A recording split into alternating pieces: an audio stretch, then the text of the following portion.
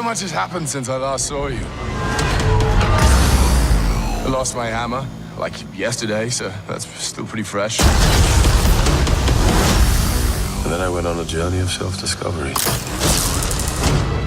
where I met you.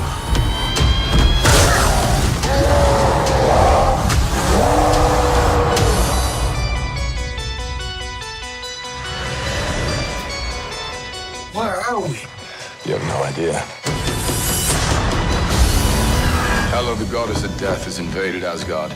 Oh, I've missed this.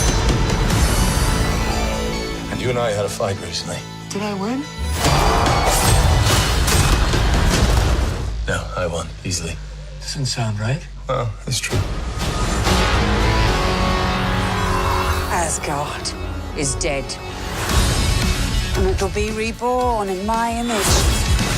I thought you'd be glad to see me. I need to stop her here and now. To prevent Ragnarok, the end of everything. So I'm putting together a team. Like the old days. Surprise! This will be such fun. Hello. Hi. He's a fighter. Here we go!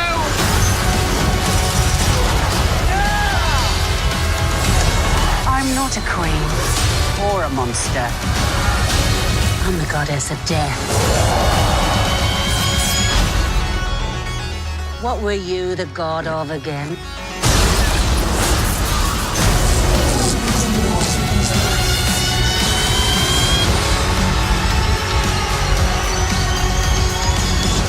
We're the same, you and I. Just a couple of hot-headed fools. Yeah, same. Hulk like fire, Thor like water. Well, we're kind of both like fire. But Hulk like raging fire, Thor like smoldering fire.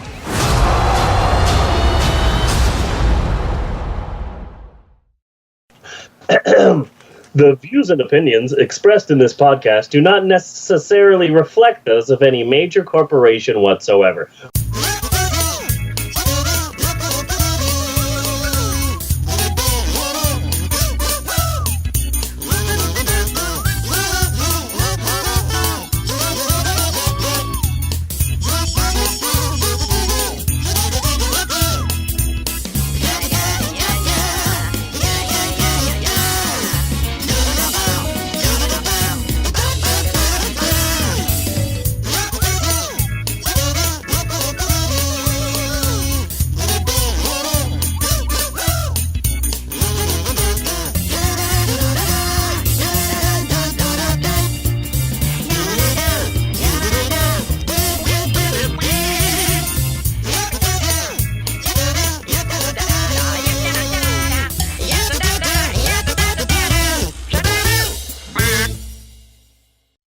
Welcome to the Pope on Film. I am Bunny Williams, and with me is Reverend Steve, I am the Eleanor. You're ruining my flow. I'm trying to have a good opening here. The opening is really, that's the she has just been sitting. Let's have a breakdown on the floor. She's just been sitting, watching TV, being happy. Once I start the podcast, suddenly it's just she's thrown.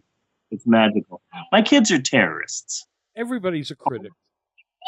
Yeah. But my kids are terrorists. Yeah, you are. You're. Yeah, this is all just a big hold up. Anyway, I am Reverend Steve. I'm the founder of the Church of Ed Wood, storyteller, podcaster, amateur surgeon, and with me here is a random assortment of my big, massive family. You can hear Eleanor occasionally screaming in the background. Bella, my daughter Isabella, is in and out. And Maxwell's here too, bouncing up and down, super excited. Say hi, Maxwell. Hi. Okay. So this is episode 149. If I seem a bit distracted, that's just because I'm still trying to get over the nastiest hangover from yesterday. Flash this morning. So, yeah, I'm a bit out of it, but I'm trying to rally. I'm trying to, I'm better than I was before in the sense that I can move around. Yes. And moving not- around is a good thing, you know. Yeah. Yeah. Any dry heaves with that? Nope. That's a good thing too. I think I would have been in a lot worse condition if it wasn't for the fact that for whatever reason, I maybe it's my psychic mind powers, but I bought myself a Red Bull yesterday before I came. So it's a part of me was thinking like, hey, you will need this at some point in time. So then, like, I get 3 hours of sleep and my head's still swimmy, but I'm like, oh, hey, it's a Red Bull. Thanks, me from the past. Occasionally, I time travel like that. Yeah. And present me says, eventually, future Steve will need this. And then I end up needing it. So I'm like, thanks, me in the past. Well, it's good to thank yourself for something like that. Yeah. Yeah. It's psychologically healthy. Yeah. Yeah. So episode 149, Bunny, I wanted to mention a little bit here. I wanted to talk off script for a second. Something that happened the other day. So I live in Shawnee, Oklahoma, home to 1,000,006 churches. Every street, every block, there's a church or two. There's a million churches just everywhere.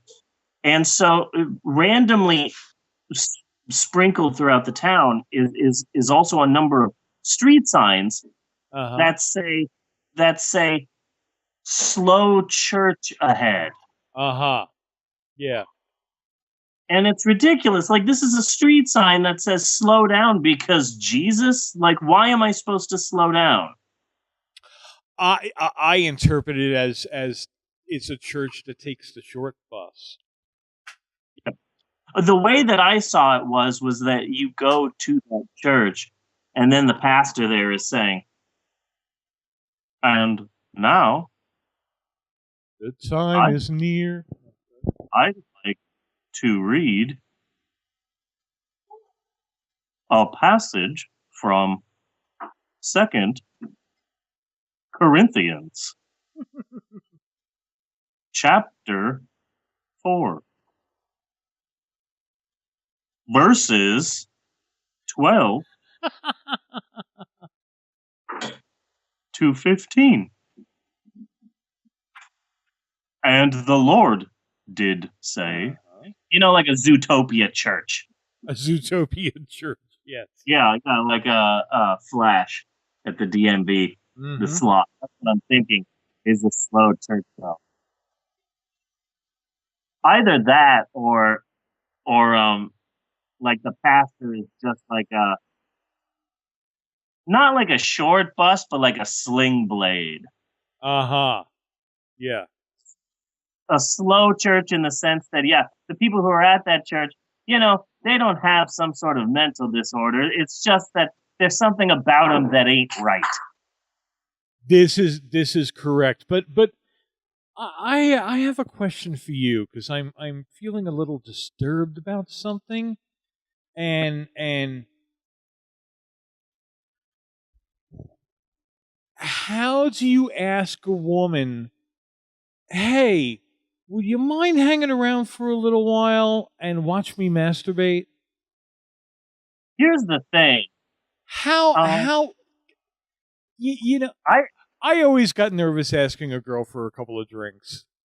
Or do you want to go get coffee? I cannot imagine asking somebody, would you hang out while I jerk off? In a related topic, Bunny, when was the last time you went to a Hallmark store? Oh, fucking! God, that's got to be an easy 30 years. Yeah, like I'm thinking for me, it's been maybe like 5 or 6 years. What I'm saying is, I don't know what they have at a Hallmark store. For all I know, there are cards. There used to be cards. Well, no. I'm saying cards to help you, like the all new Louis C.K. brand of greeting cards, and you open it up, and it's like, "Hello, female," and then you open up, and it starts playing "Bad to the Bone," and it's you naked. You know that I would say there's got to be a greeting card somewhere that can help you with trying to get a woman to watch you jack. I mean, what causes that? I can't even imagine what would cause such a thing like that. Like, yeah, I mentioned obviously you're not shy. Yeah, shyness is not the problem. Yeah, I mentioned on Being Twitter, embarrassed in front of women can't be the problem here. Yeah, like I don't want to force a woman to watch me masturbate. I don't want a woman to watch me masturbate. I don't want a man to watch me masturbate. I don't want me to watch me masturbate. Like if I had like a mask or something to hide my shame from myself, I would. Yes. You know? But I don't even want to watch me do that, let alone forcing other people. No, Eleanor, leave it plugged in. Leave electrical outlets alone. That's like baby rule number 1. Okay? I mean, I was not surprised that Louis C.K. would be caught doing something really fucking creepy. Yep. That comes as no surprise. I'll give him a participation trophy. Al Franken? What about Al Franken? Yeah, he's been accused. Yeah, he groped a passed out woman at a party, and there are pictures, and the Republicans are like, "Oh, we've got him red-handed. It's time to take him down." But the thing that gets me is that do all of you people who are saying Al Franken caught groping a woman at a party, you do know he was in SNL in the 70s, right? Mm-hmm. Like, if you think that Al Franken is like snorting coke off a hooker's ass with like Gilda Radner and shit, like doing heroin with John Belushi, and we have a picture of Al Franken grabbing a woman's boobs, you know, like he's done worse. He's done so much worse than just that. But okay, number one, I just heard this story on NPR, who I totally trust, on the way home, and it wasn't at a party. They were both doing a USO show, and he had written this comedy skit where he kisses her, and she doesn't want it, and he said, "Oh, we need to rehearse it." She said, "No." He said, "We need to rehearse it." She said, "No." He said, "We need to rehearse this." She said, "Okay, fine." And he grabbed her and immediately just stuck his tongue down her throat. Okay, so that was and keep in mind, Al Franken. Okay, but wait, Al there's Franken more. has never been good looking. He's always been kind of disgusting. Never. There's more. Yeah. So on the plane, she fell asleep, and he took a picture of him, what looks like him grabbing her boob. And is that the picture that I've seen all over the place? I don't know. I don't know. I haven't seen it yet. Okay. Because I've been seeing this picture all over the freaking place. I bet that's the picture that I'm Does seeing. she look like she's asleep? I'm still having a problem here because it's like grab a boob. Hey, can you hang around and watch me masturbate? Yeah.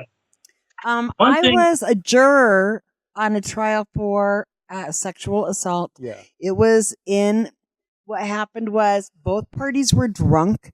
In his darkened garage, he reached out, grabbed her boobs. He was convicted of sexual assault and had to register as a sex offender for the rest of his life. No. That's not the case I'm trying to make. Whether it's valid or not valid. The case I'm trying to make is grabbing a boob is democratic sexual assault. Okay? Oh, got ya. Louis C.K. is Republican level perversion. Yeah. You see I what got you. You see what I'm saying now? Yeah. Like, Yeah. I never thought anyone in the world would say that to someone that they don't really know. Yeah. Hey, I don't know you, but I mean, I've never asked Jeannie if I can jerk off in front of her, but you've done it. At least Hello? we have a relationship. Yeah. Well, whatever. Uh-huh. That's true. Mm-hmm. But Because we only had computer sex for quite a while. Yeah. At least the one good thing about the Louis C.K. business is that because it's so many celebrities have been accused, and I'm hearing all this. Oh, these baseless accusations. Oh, I am hurt by these attacks on my character. Oh, I will go on record. I heard some guy on the news, and he was like, is some actor, I don't remember who, but it was like, I will take a polygraph test. I will submit myself to taking a lie detector test so I could shoot down these accusations against my character. At least Louis C.K. had like at least Louis C.K. came out and said, yeah, I did it. Yeah. I did it. It's bad. I'm sorry. Don't expect you to forgive me. So, all right then. I'm done. Bye, guys. So at least he did that. I expect now every celebrity to go through the blame the victims dance. Yeah. You know?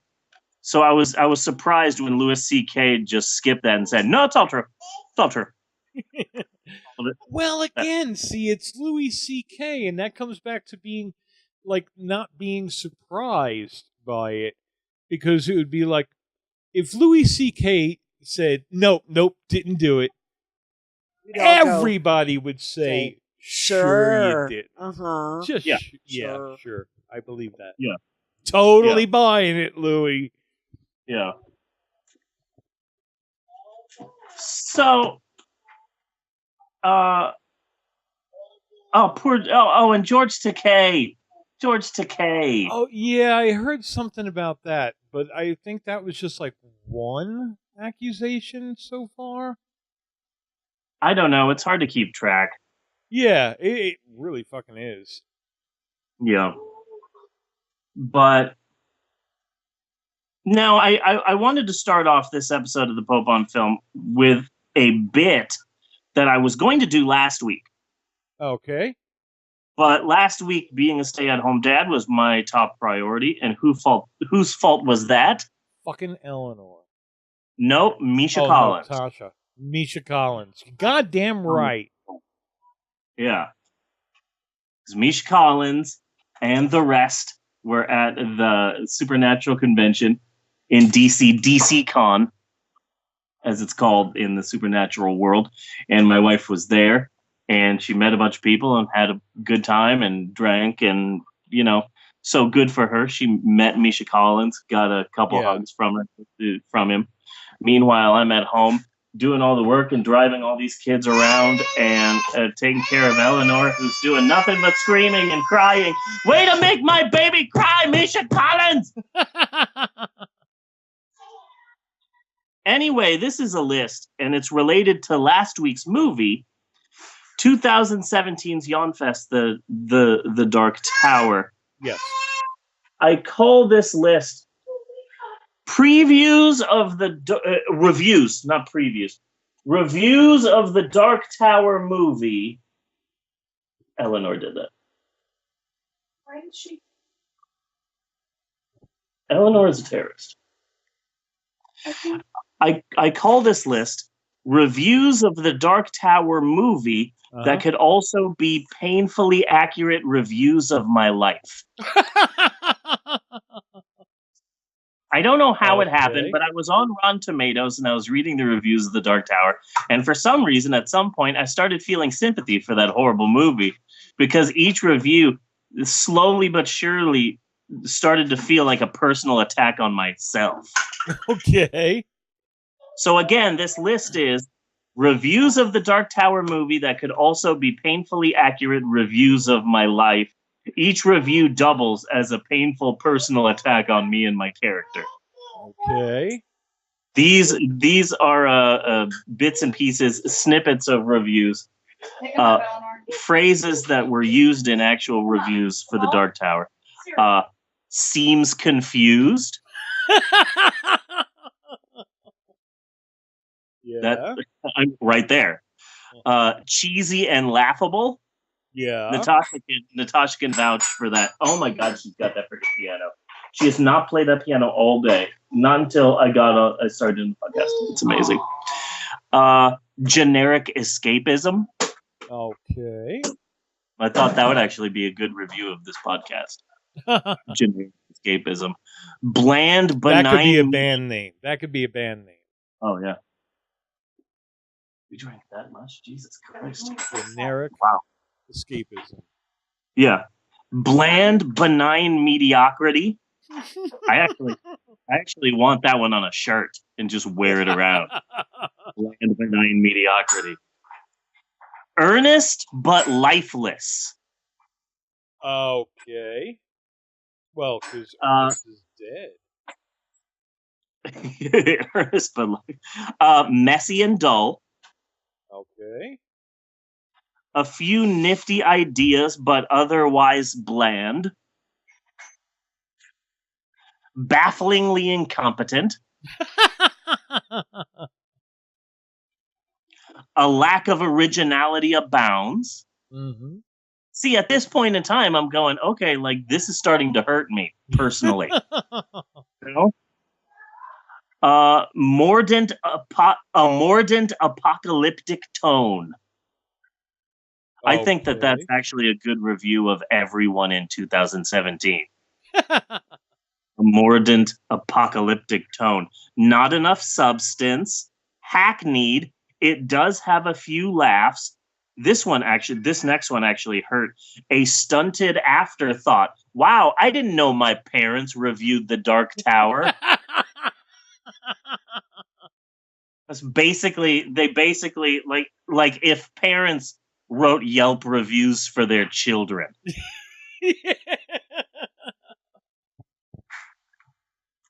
Good.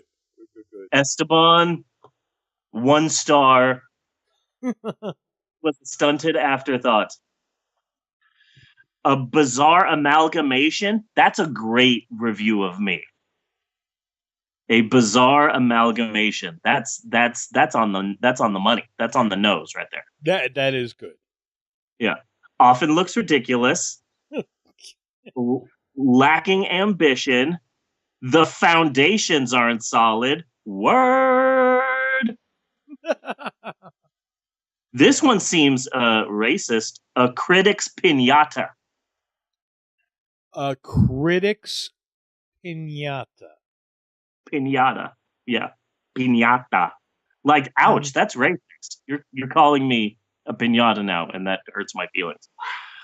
I can't blame you. Yeah. An oddball that barely functions. That all hurts. That all hurts me, like, on a personal level. That's my list. Reviews of the Dark Tower movie. That could also be painfully accurate reviews of my life. I don't see how that couldn't hurt you. Yeah. Yeah. So, Bunny. Yes. We need to talk about wrestling or wrestling, depending on your feelings regarding professional wrestling. Yes, I saw that news. Yes, but this goes way beyond that. I'm actually only mentioning that in passing during this bit. But a few days ago, they finally announced Lucha Underground Season 4. And when I actually found out, like, I saw that Johnny Mundo had posted a video, and I'm watching the video, and it's just his hand, a close-up of his hand, and he puts his finger out for Season 1. He talks about what he did on Season 1. He puts his finger out. His second finger out, Season 2, and he explains what he did on Season 2, and then he put his finger out for season 3, and I'm like, oh, please just move that other finger, move that other finger, move the fourth finger, move the fourth finger. Uh-huh. And once he moved the fourth finger in season 4, I yelled yes so loud that Eleanor ran out of the room. It's like, all the kids were like at school, and I'm just holding the baby's like near me, like on the floor watching, I'm assuming, Yo Gabba Gabba. And suddenly I'm just, yes! And I yell it so loud that immediately, without even figuring out what happens, she just hears that and immediately runs into the hallway screaming. It was amazing. It was amazing. But here's the thing, though. They just announced, hey, season 4, that is happening. That's all they've announced. Nice. They still need to do so much. They don't even have a full freaking cast right now, because the last episode of season 3 was filmed in like June or July of last year. Mm-hmm. So many of these wrestlers are gone. So many of them are in different. Things have changed so much with all of the people who were on Lucha Underground over that year and a half.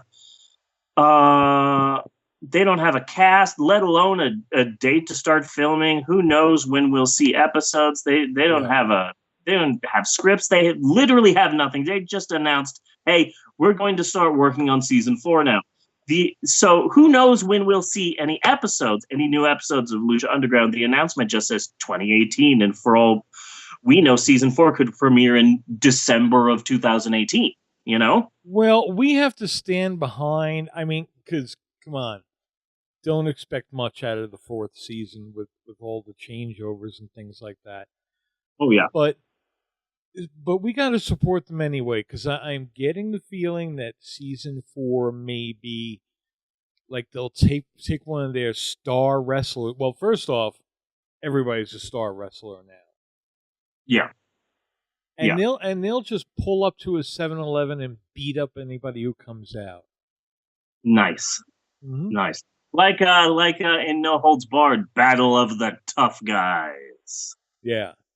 Yeah. Lucha gone wild. Yeah. The following Lucha is intended for mature audiences. Yeah. Lucha Gone Wild. Volume 4. So here's the thing, buddy. Mm-hmm. It's going to be a long ass time waiting for new episodes of Hulu, for new episodes of Lucha Underground. So here's the thing: we just got Hulu.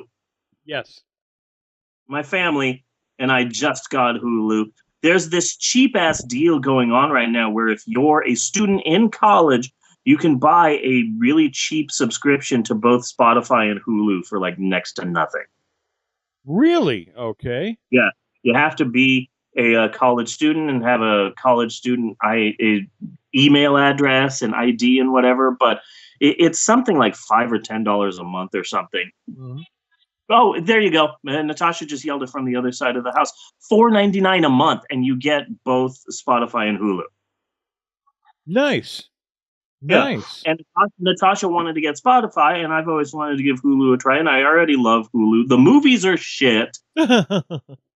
But, oh my God, they have so many cartoons and brand new TV shows, and I don't have to worry about SNL anymore. Yeah. So here's my dilemma, Bunny.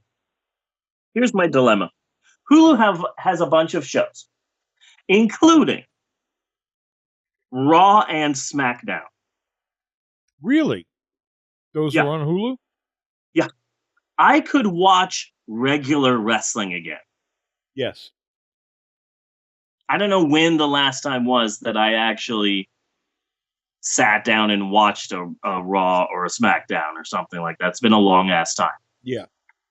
I only know like 50% of the guys now on there, and yeah, they've got Raw and SmackDown, and they've got NXT, which is like their like training wheels.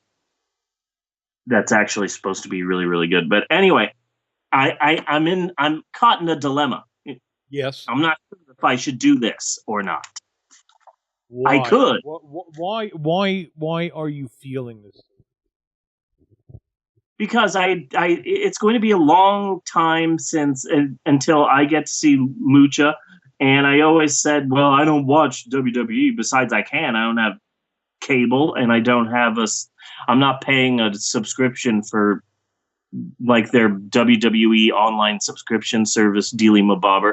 Yeah. So I can't watch wrestling. But now I have an opportunity to watch wrestling, but I don't know if I want to because fuck the WWE. I can see that, and I can agree. Yeah. So I'm not sure what to do. I haven't watched Raw or SmackDown yet, but I could. They're all right there.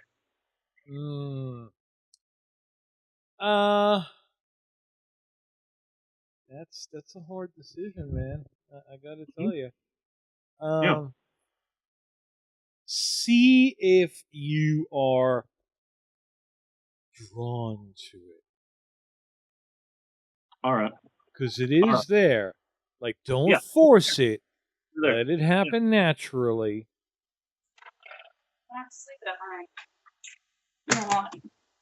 What? Your wallet. Oh. Hold on, Bunny. I'm getting mugged. Here you go. Please don't hurt me. Pizza. Oh, sweet. Like, Thursday pizza. It's not like I'm just taking your wallet and running. I have all the money anyway. Yeah. Why would I need your fucking wallet? Wow, way to wallet shame me. I'm not wallet shaming you. You are wallet shaming me. Lack of money shaming you. Oh, yeah. You have a very nice wallet. I do have a very nice wallet. Yeah, it's very well organized. You know whose wallet that used to be? Barbara Streisand's. Yes. Yes, that is false. So I might watch wrestling again. I don't know if I'm going to. I just wanted to mention that. Oh, Bunny. we're on that again? Huh? We're on that again? Yeah. Cool. Bunny. Yes. Let's talk now about the Dark Universe. The Dark Universe. I'm taking credit. We killed it. Yeah. We absolutely should take credit. People doubt the power of this show. Yeah. But we definitely have our finger on the pulse. Yes. Of society. And I have my finger on my wife's butt. That's good. Yep. Totally is. Timed order? Yeah, I did a timed order. I didn't, though. Yeah, I seriously, what time is it supposed to come then? I don't know. Because I literally put as soon as possible. Yeah, you can change that. Though. I know. I can't change it now that it's fucking Oh. Okay. Really? Looks what like time did you? No, what are you talking about? I'm talking about when I ordered pizza last week. No, I got my own login. Why? Because I forgot to ask you what the login was for Domino's. Okay, you had me download the app. You used your phone. No, to download the app. The tablet. Okay, whatever. You used an electronic device to download the app to order pizza. Yes. But you couldn't use your electronic device to text me and ask me for my login, which would have been really simple. It's the same password. It's always. I didn't know I had to have your same thing. Well, because then we can get the points. Oh, okay. I forgot about the points. I got literally the same, just 2 pepperoni and 1. Oh, Eleanor's once on top of my lap. Okay. All right, cool. I'm going to run to Sonic and get me some wings before I start drinking. She can say bunny. Say bunny? Oh, you have to do, and she totally will not. Oh. She absolutely will not. Of course. So, Bunny, the Dark Universe. It looks like Universal's big budget cinematic universe reboot of their Universal Classic Monsters. It looks like this bold, lackluster experiment. What do you want? I don't know what you want. You can't have Amber's letter from a college. Jeez. You're just Nancy Wants It All. Your name was originally Nancy Wants It All, but you changed it. because you're ashamed of being Jewish. That's correct. It's important to note that the Dark Universe is not officially dead, in that Universal hasn't come out and announced anything. There hasn't been an official announcement of the death of the Dark Universe. They haven't specifically said that it's dead, is what I'm saying. And yet, what, Eleanor? What? I'm not giving you these pencils. I'm not giving you these pencils. You can't have these pencils. You cannot have those. You can use that pen. Okay, this is why it's not working. You keep clicking it. So there, it should be working now, okay? Eleanor's working on her podcast notes. Ah. Good. The writing on the wall is the two people that were in charge of this Dark Universe have left Universal and are now moving on to other projects. Number two, the Bride of Frankenstein film has disappeared from Universal's film schedule. Exhibit C, Johnny Depp seems to be no longer doing The Invisible Man, which is a shame because I was excited for Johnny Depp as The Invisible Man because The Invisible Man was a psycho, cocky asshole with a body count, and Johnny Depp is perfect for that. Yes. But he has played a psycho more than once. Yeah. But the biggest sign that the Dark Universe is dead is that the Dark Universe had a massive office space at Universal Studios Hollywood in the studio, and it was the headquarters of the Dark Universe, and it had bits from props and stuff from the movies, and it was all decked out and it looked all nice, and it was the headquarters, the base of operations for the making of the Dark Universe, and now it's empty. Really? Okay. Yeah. This big, massive area that was going to be the headquarters for the Dark Universe. Yeah, it's empty. There's no one there anymore. No one's working. All the decorations, it's all gone. Okay. So that's the biggest sign. I think even more so than seeing, the people disappear and all that is, the Dark Universe is gone from Universal Studios. So number one, we should absolutely take credit for it because all of this happened only after we released our scathing review of the movie. Yes. And again, it is fun to see people trying to kill Tom Cruise. Yeah. It is. It's a guilty pleasure. Yeah. It's one of those. Yeah. I am a bit sad to see. When you click it, the pen goes away. That's how pens work. So you keep clicking it and then getting upset that the pen doesn't work. But it's your fault. No, stop clicking it. It's working just fine. Okay? There you go. There you are. Okay. Learning how pens work. Don't click it. Oh, yeah? Okay, that's cool. I'm kind of sad that the Dark Universe is going bye-bye because The Mummy wasn't great or even good, but I was excited to see the universe take form. I wasn't Except it wasn't taking form very well. Yeah. I wasn't excited for The Mummy, but I could have gotten excited for Bride of Frankenstein and The Invisible Man and maybe even The Creature from the Black Lagoon, deciding on how they were able to do that. I am sad that I don't get the Jekyll and Hyde that could have come from that. Yeah. Well, you keep clicking it. When you click it, the pen goes bye-bye. Okay? I wasn't talking. Oh, yeah? I thought that was illegal, but hey, not my circus. Not my monkey. No, it's working. It's working just fine. No, that is definitely your monkey. Yeah, no. No. Unless Tasha has a secret. Yeah. Bunny, on a personal note, I'm going to try my hardest to make the podcasts shorter. Okay. From here on out. Last week's experiment, which we entitled Diet Pope on Film, was, in my opinion, a big success. Yes. You know, it last week showed me that we can have a good and fun and funny show without going 5 hours. Yes. You know, it was all the taste with half the calories. And also, last week showed me that the one thing that's causing the show to be so long is just fucking me.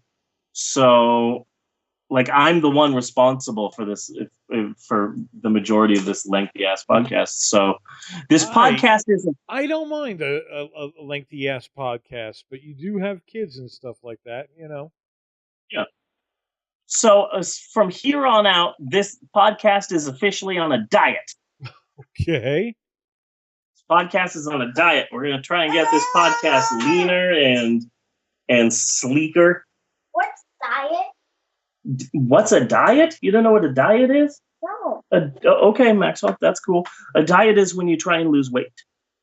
Oh. You work out, you eat healthy, you stop doing angel dust, and you just, try and feel better. But you gotta stop the angel dust, Maxwell. Okay? Yes, you gotta switch over to the coke and the heroin. Yeah. We're gonna whack the attack. We're gonna attack the whack. It's a whack attack. So, Bunny. Yes. We've got a lot here on our plate. I've got a what, Eleanor? You clicked it. When you click it, and then the pen comes, and then you click it again, and the pen disappears. Where's the pen? Where did the pen go? Where did the pen go? So don't click it, okay? Don't click it, and then the pen will be fine. It's hilarious because I have a clipboard, and I put the podcast notes on there, and I take the clipboard to work, and so I'm working on the podcast, and I sit down on the couch, and I have the podcast notes with me and my clipboard. So the other day, like, she was acting up and just yelling and screaming, and I didn't know what to do, and she wanted my podcast notes. So I just got a blank piece of paper and put it on my clipboard, and she's just been scribbling nonstop. So when I say she's working on her podcast notes, she is literally copying me working on my podcast notes. And it's cute and adorable. You clicked the pen, okay? See, you clicked the pen, so the pen disappeared. So stop clicking it. Yeah. Stop clicking it, okay? Just stop clicking it. Oh, she's waving hi to Jeannie. Hi, she heard Jeannie. Eleanor, you're taking up a lot of podcast time, darling. Our baby. Yeah. You're taking up so much vital podcast time. Daddy's trying to make the podcast shorter. If you sold the kids, we wouldn't have a problem. No, she's saying that's her way of saying bunny. Oh. Look. It's Yo Gabba Gabba. Run over there. Freak out. Deny everything. So we've got a lot on our plate for this week. We have a very important notes from the bookstore. Uh-huh. And I'm going to try and not scream during it. But I don't make any promises. We've got Bunny and Steve's social media shout-outs coming in the second half of the show here. Oh, okay. We're going to be talking about Chili's. Yes. We're going to be talking about Chili's and Applebee's and the NBC sitcom The Office. Uh-huh. And, oh man, so much more. We're going to be talking about Disney Pixar's Coco. We're going to be talking about B-Movie again. Really? Yeah. We're going to be talking about comic books. We've got a lot to talk about. But before we get to any of that, just maybe, I'm not sure, I'm not 100%. I've been debating this, but I'm just gonna come out and say it. Maybe we should take a break. Do you think we should, Bunny? Yeah. What are your thoughts on this? Maybe we should take a break. Yeah, you know what? Now that you say it, okay. We should take a break. I'm going to do my podcast. Bella's going to do her podcast with Jeannie. Your podcast shows up on the second commercial break if you're still awake. Yes. So that's your podcast. So we will be right back. Maxwell, do you want to take us into the break? You're really good at this. No, wait until you get over here. Come over here. We'll be right back with the more the Boba film of this commercial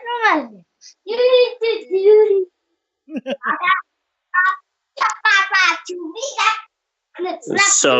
So Maxwell and I went to Sam's Club the other day. Come here, Maxwell. Oh. Come here.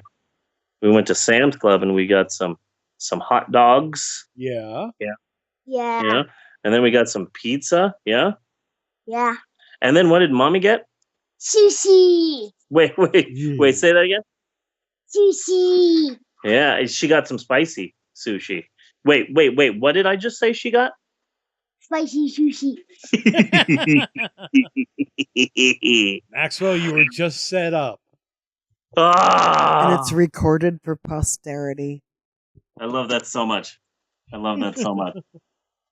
Okay, and break.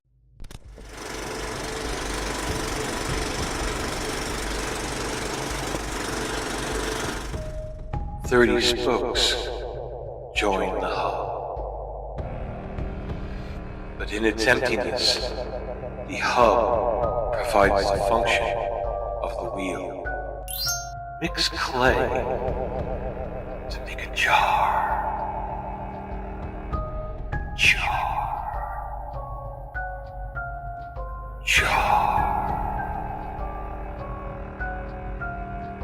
It's its empty part that makes it useful.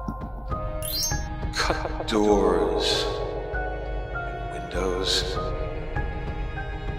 to create a room. It's because of that empty space that the room has a purpose. Therefore, that which exists is created for benefit, and that which is empty is created for functionality.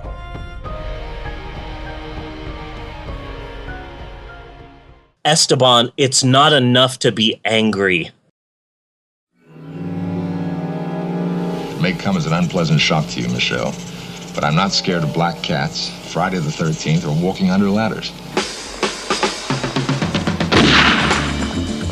Look out!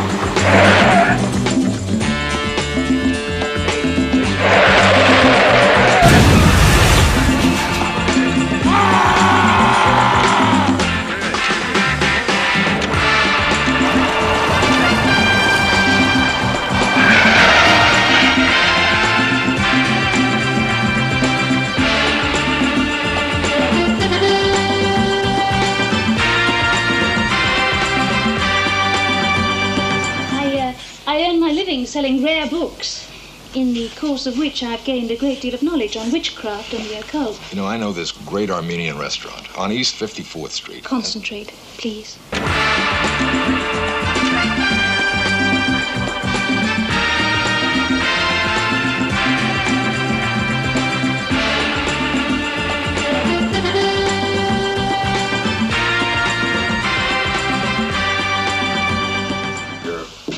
Great-looking chick.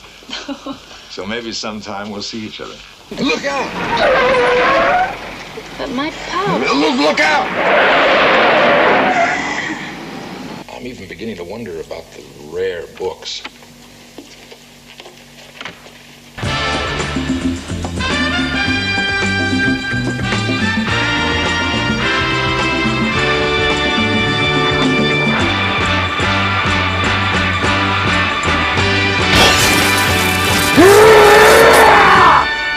To arrive at my own diagnosis, thank you.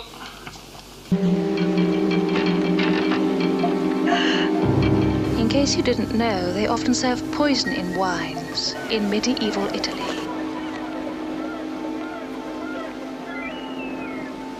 He's not a bad guy, so it's not the butler. It hasn't been for years. Something evil. Michelle, this is a little... I'm afraid we're having roast beef tonight. Oh, yeah. I'm an amateur palomologist. Now, like it or not, you have rare and mysterious insight. Honey, listen. What you call insight, I call a knock on the head that I got when I wrecked my car at 160 miles an hour.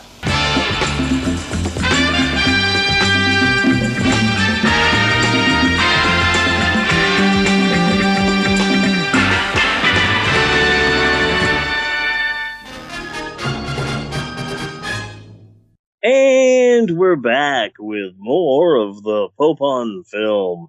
Well then, Bunny, let's talk about books. You see, people always say, "Hey, Steve, when you're not podcasting, what do you do in your free time?" To which I say, poet, philosopher, and professional masturbator. Mm-hmm. Not necessarily in that order. Yeah, professional. Wow. My milkshake brings all the boys to the yard. People also say, "Hey, write what you know." And what I know is that I have been a loyal but scattered employee at my local bookstore for over 17 years straight. Yeah. That's not like there haven't been any breaks or gaps or lulls. No, 17 straight years. If my career was a person, an actual person, then it would pretty much sound like this. Ugh, whatever, Dad. Dad. Oh my God, I hate you, Dad. Ugh. No, you can't follow me on Snapchat. And as such, I really do have my skeletal brown fingers on the pulse of the book world, and I am here to rub my skeletal fingers all over your mouth with this week's unforgettably forgettable installment of Notes from the Bookstore. Dun, dun, dun. This week's episode of Notes from the Bookstore is brought to you by Hillary Clinton's new biography, Sorry Guys. The 2016 election to a racist con man? Yeah, sorry, guys. Yeah. Sorry about that. Now this racist con man is destroying the government from within. Oh, yeah, guys. Oh, I feel so bad about that. Sorry. We're now facing a possible nuclear annihilation. Oh, gee, fellas. Yeah. Sorry, guys. Sorry, boot that. No, I've got some real big news in the bookstore front. Real big. Yeah. Game-changing stuff. But before we get there, I want to have a conversation about ultra-famous millionaire writer John Grisham. Okay. John Grisham. Now, which one was he? Was he the lawyer guy? He was the lawyer guy. The Firm, A View to a Kill, Pelican Briefs. Yeah. Yeah. So he's the author of the very popular book Young Enterprising Lawyer, and then he followed that up with the book Evil Law Firm, and then he blew up the book world with his very original book, The Young Enterprising Lawyer in the Evil Law Firm. That one was a crossover. Yeah. Like Frankenstein meets it's a stretch. Man, or like Frankenstein meets the Wolfman, or Gingerbread Man versus Evil Bong, which is just the kind of wonderful, classy, top of the line movies that they have on Hulu. Okay. Yeah, they've got some good films there. So yeah, imagine. But we got to find out if Gary Busey is still doing the Gingerbread Man. Oh, I imagine so. The Gingerbread. I didn't know that Gary Busey was doing the Gingerbread Man, but I did notice on the poster that the gingerbread man looked very creepy and a bit toothy. So I'm assuming that's definitely a Busey in there. You know? Yeah.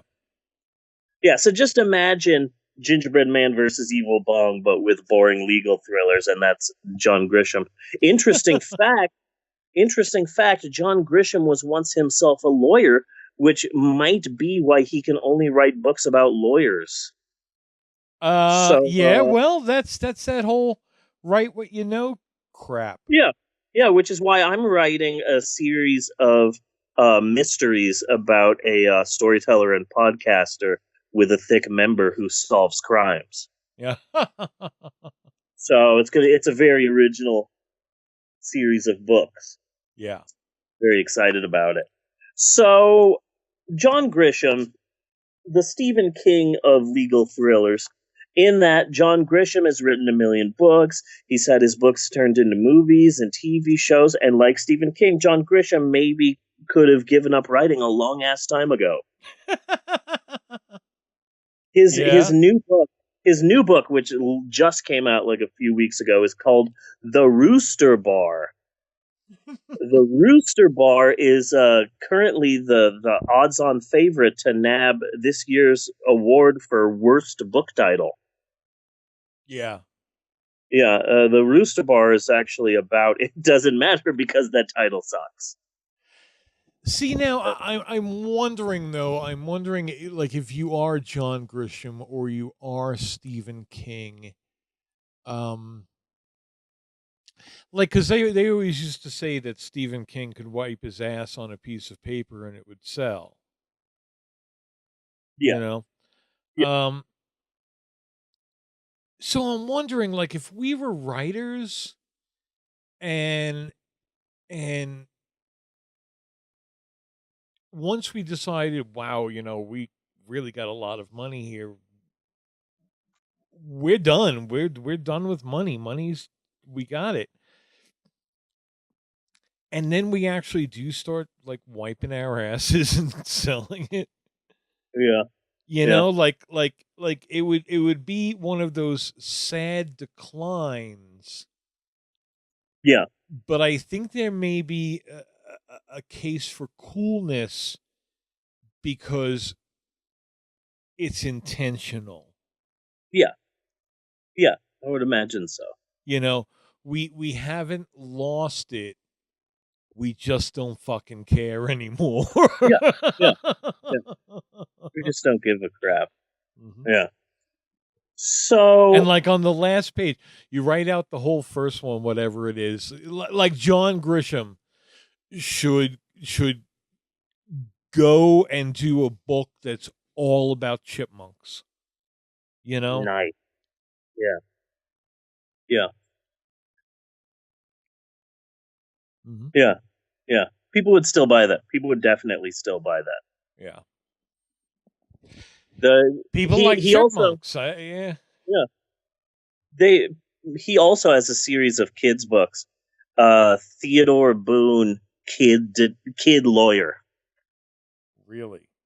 Yeah, and I'm always mentioning it at story time, and I'm like, hey, we got some great books for kids. Like, check this out, John Grisham.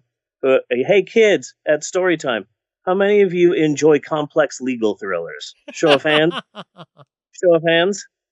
What? You kids don't enjoy complex legal thrillers? He used to be a lawyer. I'm always rubbing John Grisham in their faces.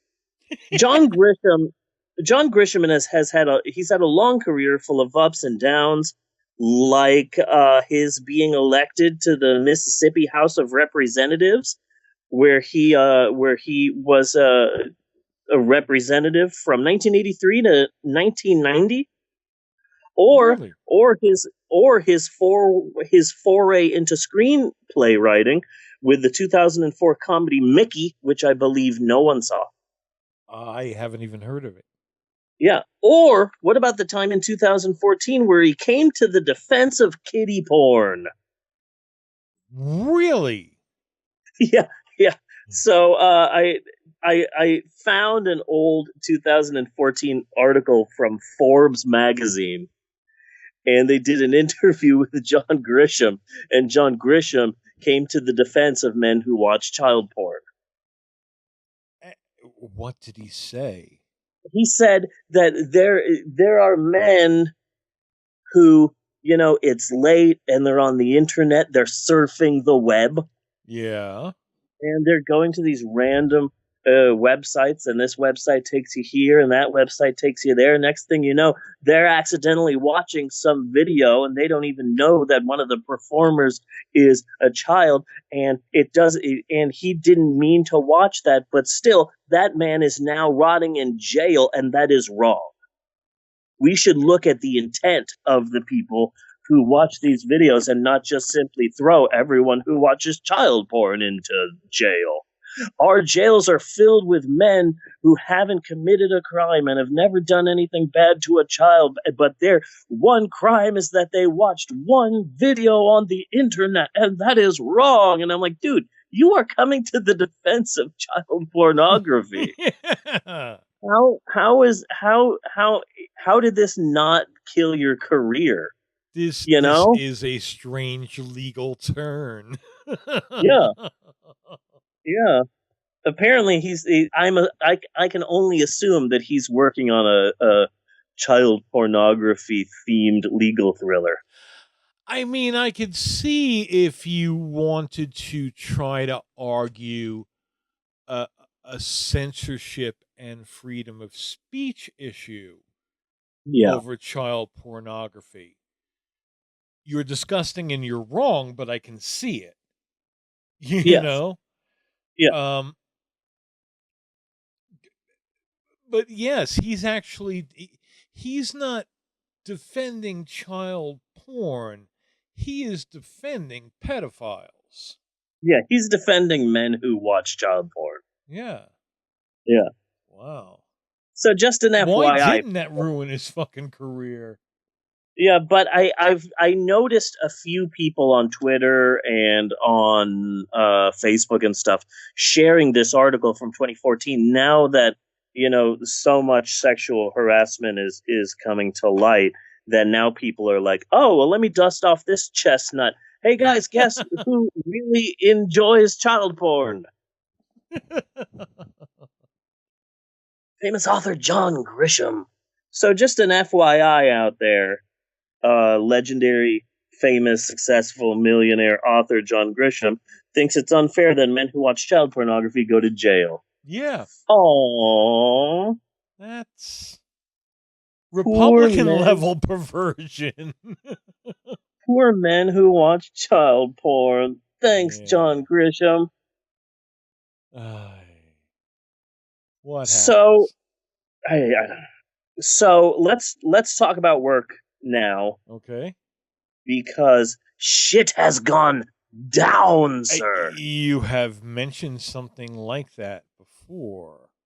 Big time. Yeah. Bigly. Some bigly stuff. Huge stuff has gone down. Okay. Now it's going to sound like I'm not talking about my big news. It's going to sound like I'm not talking about work, but I am, dude. It's all connected. Okay. So Natasha wants to move. All right. But not for a while, because the kids are in high school. Yeah. And Bella's in 6th grade, so Natasha wants to at least wait until the kids are done with high school, and they'll be like 18, and they'll be done with high school, and they'll be going to college, and that's when Natasha feels, okay, so like in 2 years, because they're sophomores now, so like in 2 years, that would, if we are going to move, that would be the perfect time. So like in 2 years, we're going to move, and that's great, because I, Natasha, hate Oklahoma, and it's a piece of crap, and I want to get out of here. Where are you planning on going? Colorado? Everybody has a different thing that they want. Natasha wants to go to Portland because she has a lot of friends on Tumblr that live in Portland, and so like she would move to Portland, and suddenly she has like 10 BFFs, and they would spend all of their time together. And also watching Portland Supernatural. Yeah, watching Supernatural. Portland and, is pretty I don't know, awesome. getting into adventures and shit, drinking heavily, and so like good for her. Yeah. But and also it's just a much more leftist, forward thinking place because Oklahoma is just a backwards hell. But I feel that like won't Oregon, like I get a bit of racism here, Yeah. but won't me and my like brown skin and my long hair, won't I just be facing different racism there? No. I feel No. like I would. Hello, I'm from the Pacific Northwest. So Don't say Pacific Northwest to Bella or Maxwell because they get ideas because they both they both love the show Gravity Falls, and it's set in the Pacific Northwest in a fake town called Gravity Falls, Oregon. So Natasha gets the kids on her side by saying, "Yes, we should move to Portland, Oregon, in the Pacific Northwest." And then Maxwell gets all like, "Oh, we're moving to..." No, we're not moving to Gravity Falls, guys. but the Pacific Northwest is it's a very tolerant region. I don't think you'll be and it's full of Bigfoots. Yes, it is. They're and they can outrun helicopters. Yeah, big feats. You don't know that, do you? That Bigfoot. Bigfoot can outrun a helicopter. Yeah, I've heard. Oh, yeah, nice. Somebody told me that once. I want to move to Phoenix because it would be weird moving to Phoenix. Jesus, Train, you're really bringing the frickin' podcast down. I want to move to Phoenix, not because my parents are there, but because I would suddenly have 1 million friends. Yeah. Because all the people that I went to school with and all the people I went to high school with, they're all still in Phoenix and we're good friends on Facebook and we talk all the time. So if I moved to Phoenix, then suddenly I would be like popular again. And that's weird to me. Uh-huh.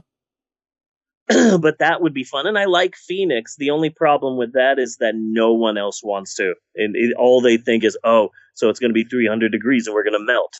Great. Yeah. Maxwell just died. Way to go, Steve. Bella, interesting tidbit here. Bella says that she wants to move to Colorado. Where in Colorado? She specifically said, I want to move to wherever Bunny and Jeannie are, Colorado. Aww. She loves you guys. It's really expensive here, though. Yeah. It's there's a part of me that's like, here's an idea. Let's not move. Like, I hate Shawnee. Yeah. And I hate Oklahoma, but it's cheap as fuck to live here. It's not cheap to live here. Yeah, just everything is so cheap and it's just so great. So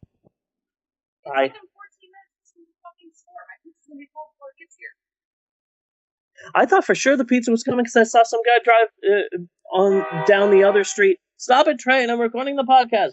I saw a car drive by on the other street, and it had one of those glowing things on top of the car, and I'm like, "Oh, that's our pizza," but no. Wrong. How long is that train? I don't know. And It's not that it's a long. It's not that it's a long train. It's that it's a small city. Oh. This train is literally passing through every inch of this frickin' city because we're small as hell. So Natasha wants us to book ass and leave. The thing that I'm worrying about this whole moving thing is I have a real sweet deal right now at work. I'm the receiving manager and I'm the storyteller.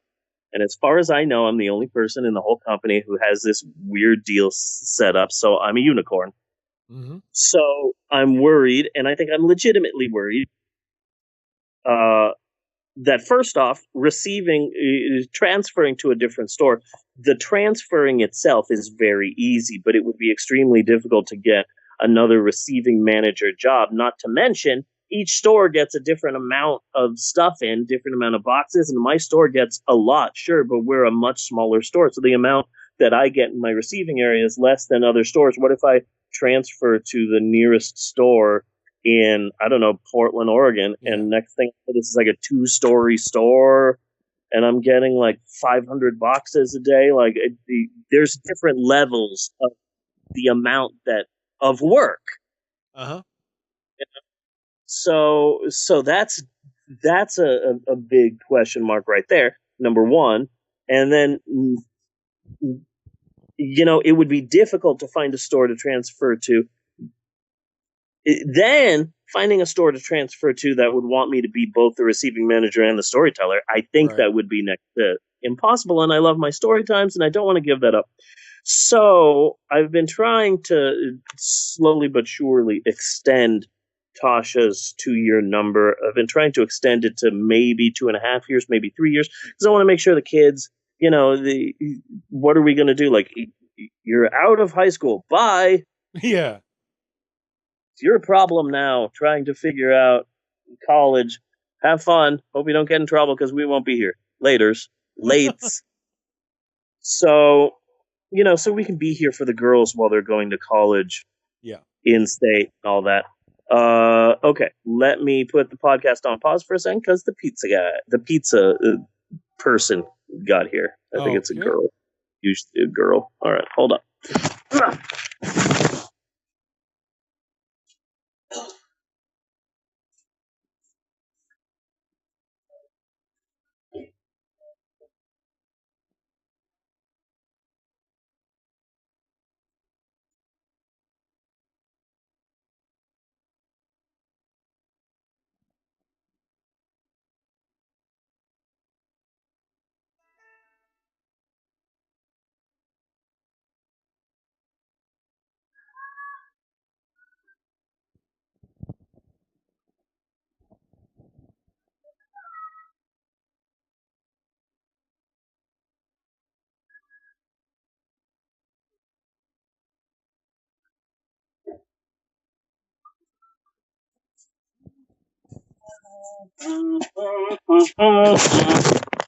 Okay. Hi. Okay. Hi. I am going back into the house now with the pizza because the pizza's here, and this should be a lot hotter than it is, but whatever. Hi, Eleanor. Here, I'm gonna put this down. There you go. They even use plates? Uh, So they were late. My pizza's barely hot. And they didn't give us plates. Yeah, looks like it. Oh my God. I thought. Okay. Only 3 people can eat pizza. Because we have exactly 3 plates. Okay. Only 3 people are allowed to eat pizza.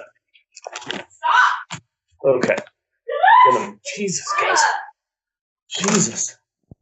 Okay. Move over here. All right. So I'm sitting down. Okay. Okay. So we are back. We are back. Well, Bunny. Yes. Well, Bunny. Things have gotten a bit easier in the world of transferring. Okay, good. Easier, not better. That's an important distinction. It's just easier because my company has just gotten rid of the position of receiving manager. Oh, okay. Now I still have my job. I am still the receiving manager. But I will now, unless the company decides in a year or 2 or 3 or 5 that they made a huge mistake and bring it back, I will be the store's last receiving manager. Okay. So if you are a double unicorn. Yeah. So if I leave, that store doesn't get to hire another receiving manager unless it becomes a $10 million store. Huh. So like a New York City company, Uh-huh. a New York City store will be able to hire a receiving manager, but not my store. Shawnee, Oklahoma. Yeah, not Norman, Oklahoma. They don't get a receiving manager. Yeah. It's the same thing that they did with what we used to call lead booksellers, because we would have a lead bookseller, and it was above a bookseller but below a manager. So you were kind of like the lead bookseller. You were in charge of this department, and so there were a bunch of different leads out there.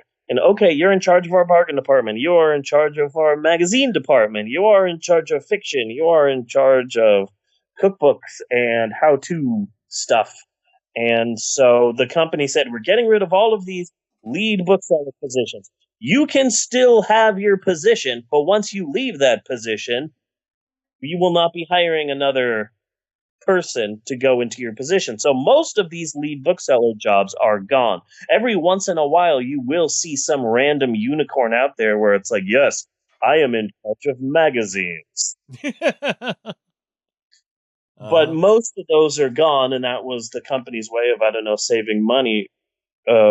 So they've decided to do that with the position of receiving manager. So if I leave, my store doesn't get a receiving manager position. My position would be filled by a number of part-time employees and some managers. So the corporation that I gave 17 years of my life to decided that they didn't need me in this position anymore. I am still a receiving manager. Uh-huh. I still have my job. It's sad and frustrating and a bunch of other stuff. And the worst part of it is that I'm now between a rock and a hard place, and that my wife is just going, 2 years. Can't wait for us to move. Can't wait for us to move out of here in 2 years. Going to be so happy to move. And then I go to work, and literally my manager said to me, Steve, I just want you to know that I own your soul for the rest of eternity. Yeah. And I'm like, okay, great. It's like, yeah, Steve, I just want you to know that we value your work as the receiving manager, so much so that you now have the greatest job security of anyone in this store, because we will never get rid of you. You will be with us until the day you die, Steve. Mm-hmm. It's like, yay, this is perfect. I love being in this uncomfortable position. How could they even make that call with how fucked up receiving is in all of the other stores? I don't know. Some of the other receiving managers, so many of them are just like angry and pissed off and infuriated, and I can't believe that they would do this, and I am hurt and pissed off. I am none of those things. Yeah. The only thing that I am right now is uncomfortable because I'm in a really weird position because my wife wants to move, but my job is saying you can never leave. Yeah. You know? And if I do leave, I can still transfer. It's just the transferring is easier in the sense that if I transfer to another store, I will more than likely begin at the bottom of the totem pole. Yeah. After fucking 17 years, yeah. Yeah, after 17 years, if I transfer to another store, I'm going to be working 25 hours a week, probably behind a register. Mm-hmm. I definitely can't get another receiving position anymore because that doesn't exist. That is so. Fucked up. Yay! So yay! I don't have a nice wrap up to this story because it's not a story. It's just my life right now. So hooray! One good thing. My manager has really been laying it on thick, but one thing she did say is, "Hey, if we suddenly become a massive $10 million store, then we do get to keep Steve. Hey, Steve, you're worth $10 million. Nice. And I'm like, thank you. That's a nice way to put it. You know? That's nice. Yes, I appreciate it. Yeah. So anyway, that's my big news. It sucks. Yes, it does. You know, and so does moving. I mean, it seems like it's just a toss up over which one of you gets to have friends. Yeah. Yeah. Yeah. Pretty much. Which is kind of weird. Yeah. Yeah. But yeah, that's me in work right now. It sucks. Shit. That totally sucks. Yeah. I mean, don't you pull some weight? I mean, you are like the best storyteller, and your receiving department is top notch. You know, you just had the executives. Yep. You know. Yeah. But there's no, you know. I mean, with like, all that shit, at least you should have gotten a fucking raise. Yeah. Yeah. Yeah. I don't know. I don't know what's happening.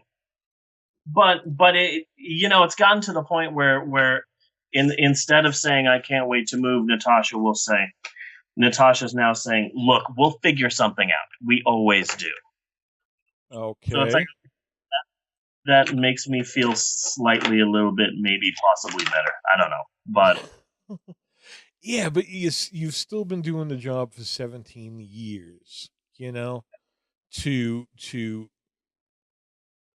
try to start over again.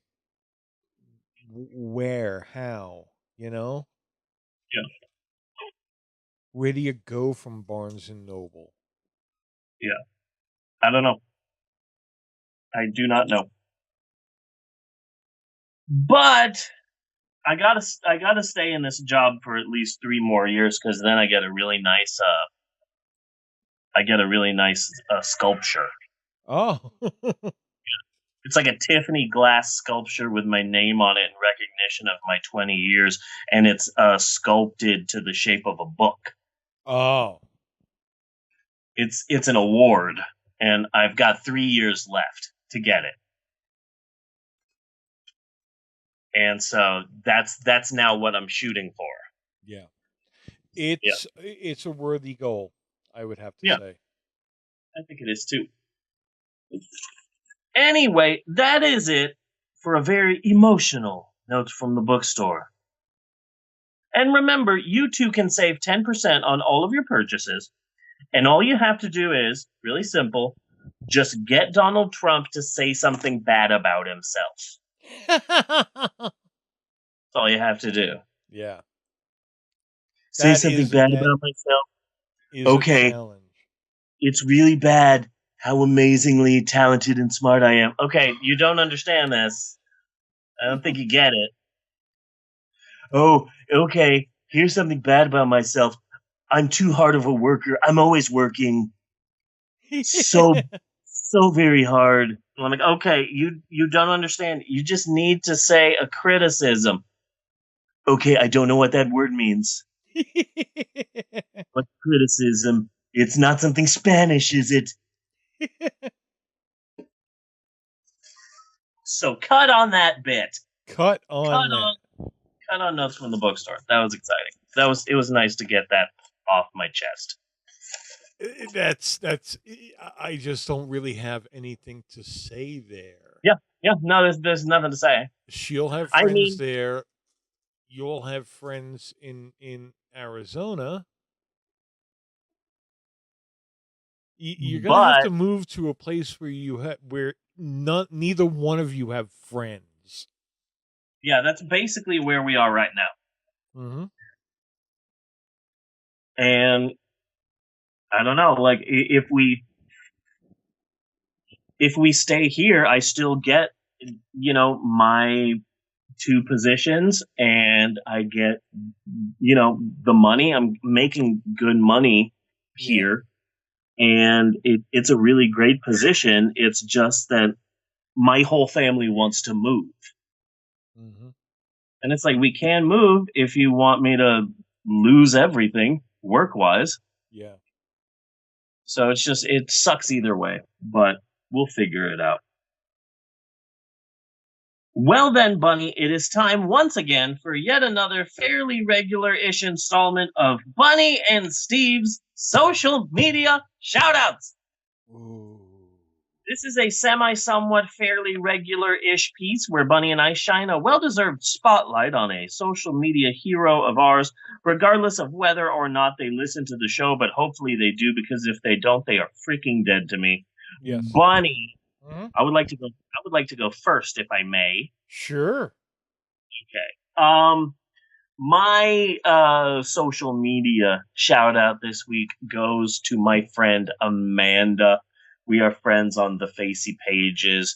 We used to work together at the bookstore in Arden, and she was really great and funny and popular, and everybody liked her. And when we moved, she apparently really turned her life around, and now she's a mother and a devoted Jehovah's Witness. And let me tell you, I've got a lot of religious friends, but one thing that I like about Amanda is that she is a very devout Jehovah's Witness. Yeah. But she doesn't let that get in the way of us being friends. You know? Yeah. Like, I have my belief, you have your belief.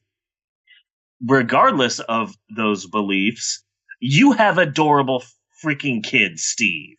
You know? Mm-hmm.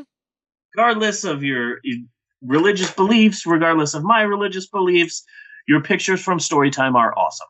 So, like that, she's very devout. But the reason why I wanted to put a spotlight on her is specifically, I was sharing a lot of pictures of my kids this past week while my wife was gone at the Supernatural convention. Yeah. And a lot of those pictures were of Eleanor, and she's beautiful and adorable, and I love her. I love Eleanor so much. And there's one specific video that I took of her, and the sun was on her. I had the window open, and the sunlight was just directly on her face and made her eyes so much bluer than they normally are. Yeah. And her skin, because the sun was directly on her, her skin just looked so much whiter and paler than it normally is. And I was sharing these pictures and these videos, and Amanda just cut to the meat of it and said, "Hey, do you ever get anyone telling you that they think Eleanor isn't yours?" Okay, why? Because then she showed me pictures of her kids, and she is her and her husband look very dark and ethnic, and yet they have these two like blonde-haired white kids. Yeah. You know? So she said that she goes through that a lot herself. So that's why she was asking about Eleanor. And I really appreciated that. And I wrote back to her and I said, no one has ever had the guts to tell me that to my face, but I have had a number of people say that crap behind my back. Really? Yeah. I've had about Eleanor or the other kids too? About Eleanor, about Bella for a while. When Bella first came out, she was really sort of pale. They can't say that about Maxwell. Yeah, no, Maxwell looks exactly like me. He looks like you. So much like me. Yeah. But Eleanor, yeah, I've had people behind my back and amongst, other people, amongst their friends and stuff, say like, "Oh, you know what? I don't think that Eleanor is Steve's at all." Well, just look at her skin and look at her eyes, and there's no way. See, So I had the opposite. I had the opposite because really? my boys were both dark, had dark hair, darker skin, dark eyes, and here I was, this like average white woman. And and especially in the summer, they got really dark to the one point where a young relative called Spencer that colored boy. Yes, they did. And yeah, so I always thought people probably think I'm babysitting. Yeah. Yeah. They Yeah. can't say they're not mine because they came out of my body.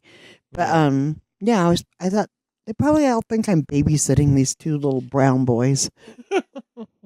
Yeah, I always when Emerald was like 2 years old, 3 years old, 4 years old, thank God she loved me and was attached to me the way she was. Because I think back at times when it was just her and I at the mall, or her and I shopping, her and I going to the store. Yeah. Like, oh, I'm surprised no one called the cops.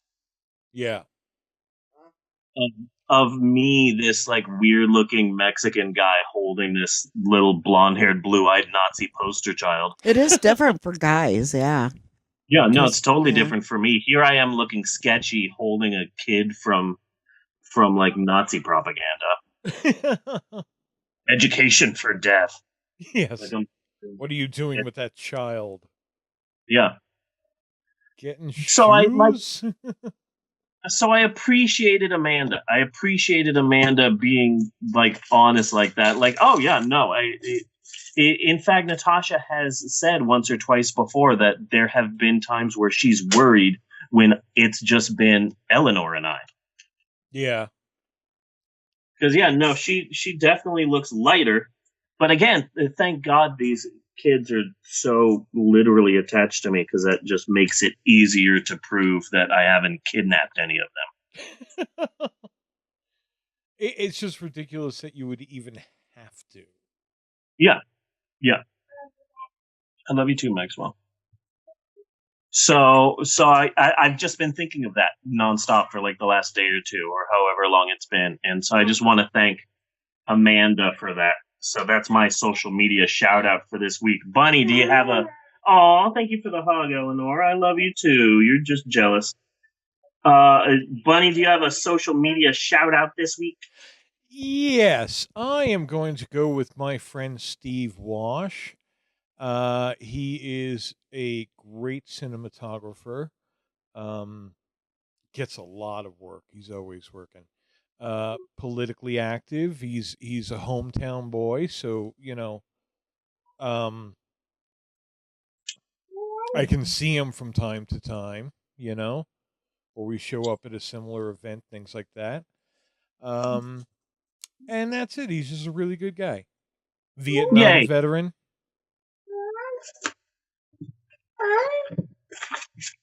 He was in the shit then, huh? He was in the shit.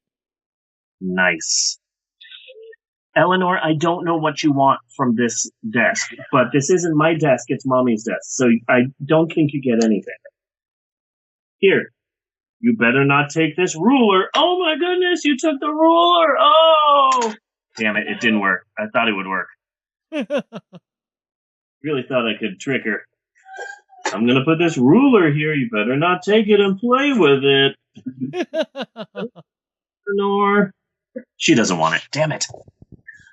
So now comes the part of the social media shoutouts in which both you and I literally shout out the name of the person that we're doing a shout out for. Yes. So on the count of 3, let's shout out our social media shout outs for this week. On the count of 3. 1, 2, 3. Oh my God! Thank you, guys. Thank you. I got applause from the family. And definitely not because of the episode of Supernatural they're watching. Yeah. Oh, you wanted to say something?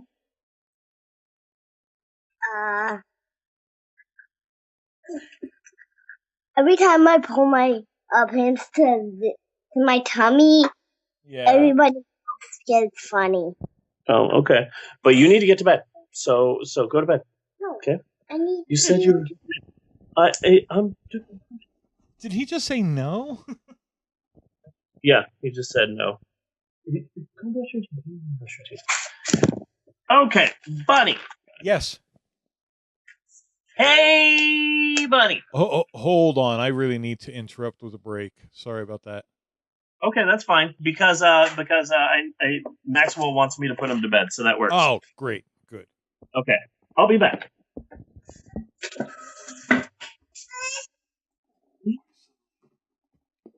Hold on.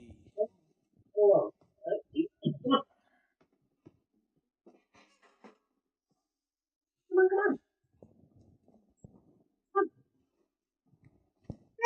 You cannot have my podcast notes. No, and you can't have that marker. Okay, come on. Okay, well, I'm gonna go. Okay, I'm going.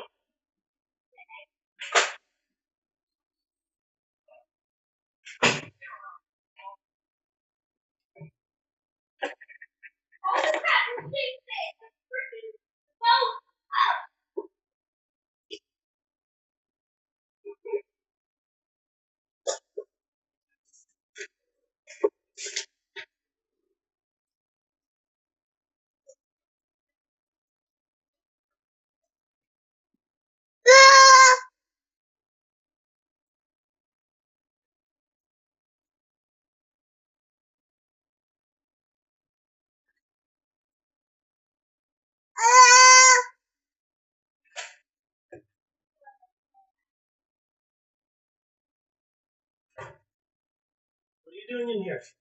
No, give me the pen. Give me the pen. Give me the pen. Dang it. Okay, I'm putting Maxwell to bed. Okay, you want to come with me, Eleanor? Can you come with me? No means.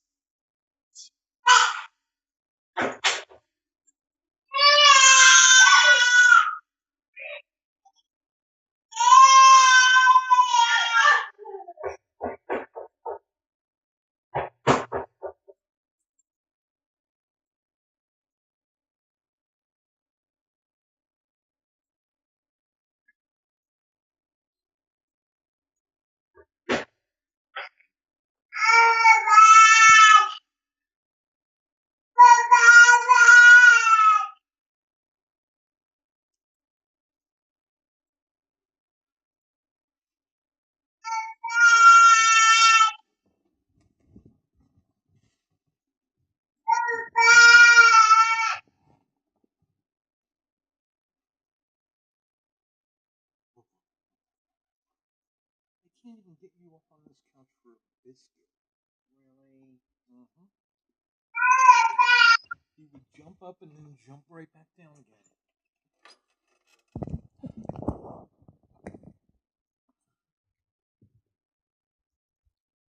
I am back if you are back.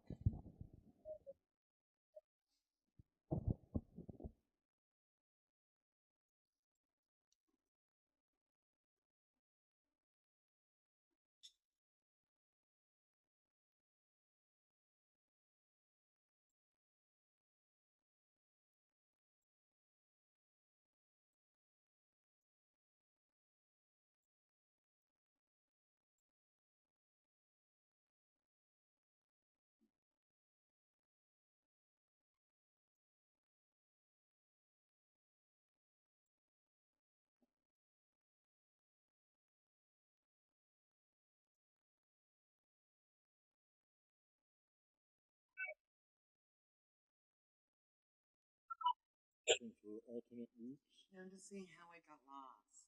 Oh. Yeah.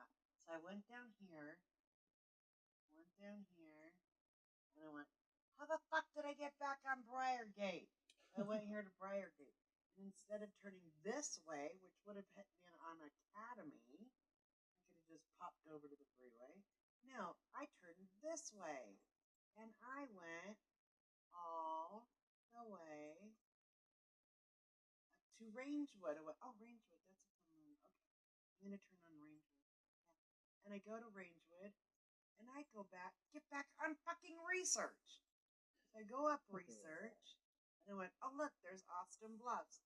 Okay, I'll just go down Austin Bluffs. Look at how fucking long Austin Bluffs Parkway is. It goes fucking forever. and ever and ever and ever and ever and ever and ever. So I turned on Chestnut because I missed Nevada. Oh. I couldn't see it. But that's okay because I needed to get gas because I had enough gas to get home, go to work the next day, and get gas before I came home. But not after that long fucking drive around in circles. I had to stop and get gas. I'm like, are you fucking kidding me?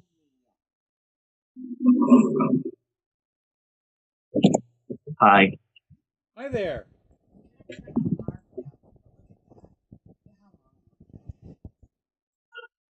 What's going on? She's yelling at a map. Yes, because I got lost. Like you do. Yeah. Gotcha. So, are we back? I am back. Okay. Is that an official break? Do I do like a we're back or? I don't know. I'll give you one in case you want to use it. All right. Okay. And we're back with more blah, blah, blah, blah. Hey, Bunny, guess what? What? No, guess. Actually, guess. The little prizes that you would get in Cracker Jacks, or you could save the bazooka comic for like a pair of binoculars or something. That I ate so much Bazooka Joe comics that I saved so many Bazooka Joe comics from all the Bazooka Joe that I ate. I ate so much that I was able to trade those in and get my wife Natasha. Nice. That you is have no good. idea how many Bazooka Joes I had to chew. I didn't know she was Russian, but with a name like Natasha, I kind of should have guessed. Her real name is Natasha Kutslieva. Just fish. Yeah, was the original name. Yeah.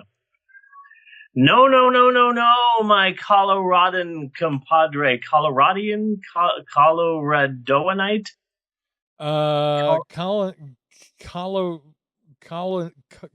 Coloroid.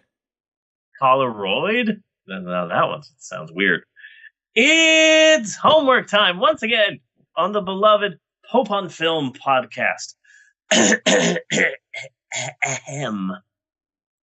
People of the internet, your attention, please.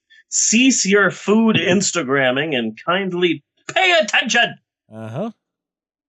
Each week, the dreaded Council of Eleanors screams and throws a fit, and then carefully chooses a brand new homework assignment via the fiery ritual of carousel. A homework assignment that has been painstakingly chosen with the expressed extent of bettering the podcast listeners, nay, superheroes everywhere. Yes. But not you, Iron Fist. You do not count. Have you gotten that far? No, I have not. Oh. I was getting really far into finishing Jessica Jones, and then I started watching Daredevil, and Daredevil was really good, and I really liked their Punisher. But then I got Hulu. And I'm like, okay, well, I can still watch Netflix. And wait, Hulu has all of the drunk history? Oh, well, I know what I'm doing. So yeah, Hulu has been distracting me from my Netflix. I really like the fact that I really like who they got for Elektra, because looking back at Ben Affleck, it's ridiculous. That's like, well, let's see, a Greek assassin. You know who we should get for this? Jennifer Garner. Yeah. You know who we should get for this foreign assassin? Jennifer frickin' Garner. Mm-hmm. How ridiculous is that? You know? How utterly ridiculous is that? That is this week's horribly ridiculous. Yeah. Is how I would answer that damn question. Yeah. Horribly. And this week's homework assignment is a long-form magazine article from GQ about Chili's restaurants. And, surprisingly, this week's homework is also about the HBO show Veep and the NBC hit comedy The Office. Why, you ask? Stop asking so many fucking questions.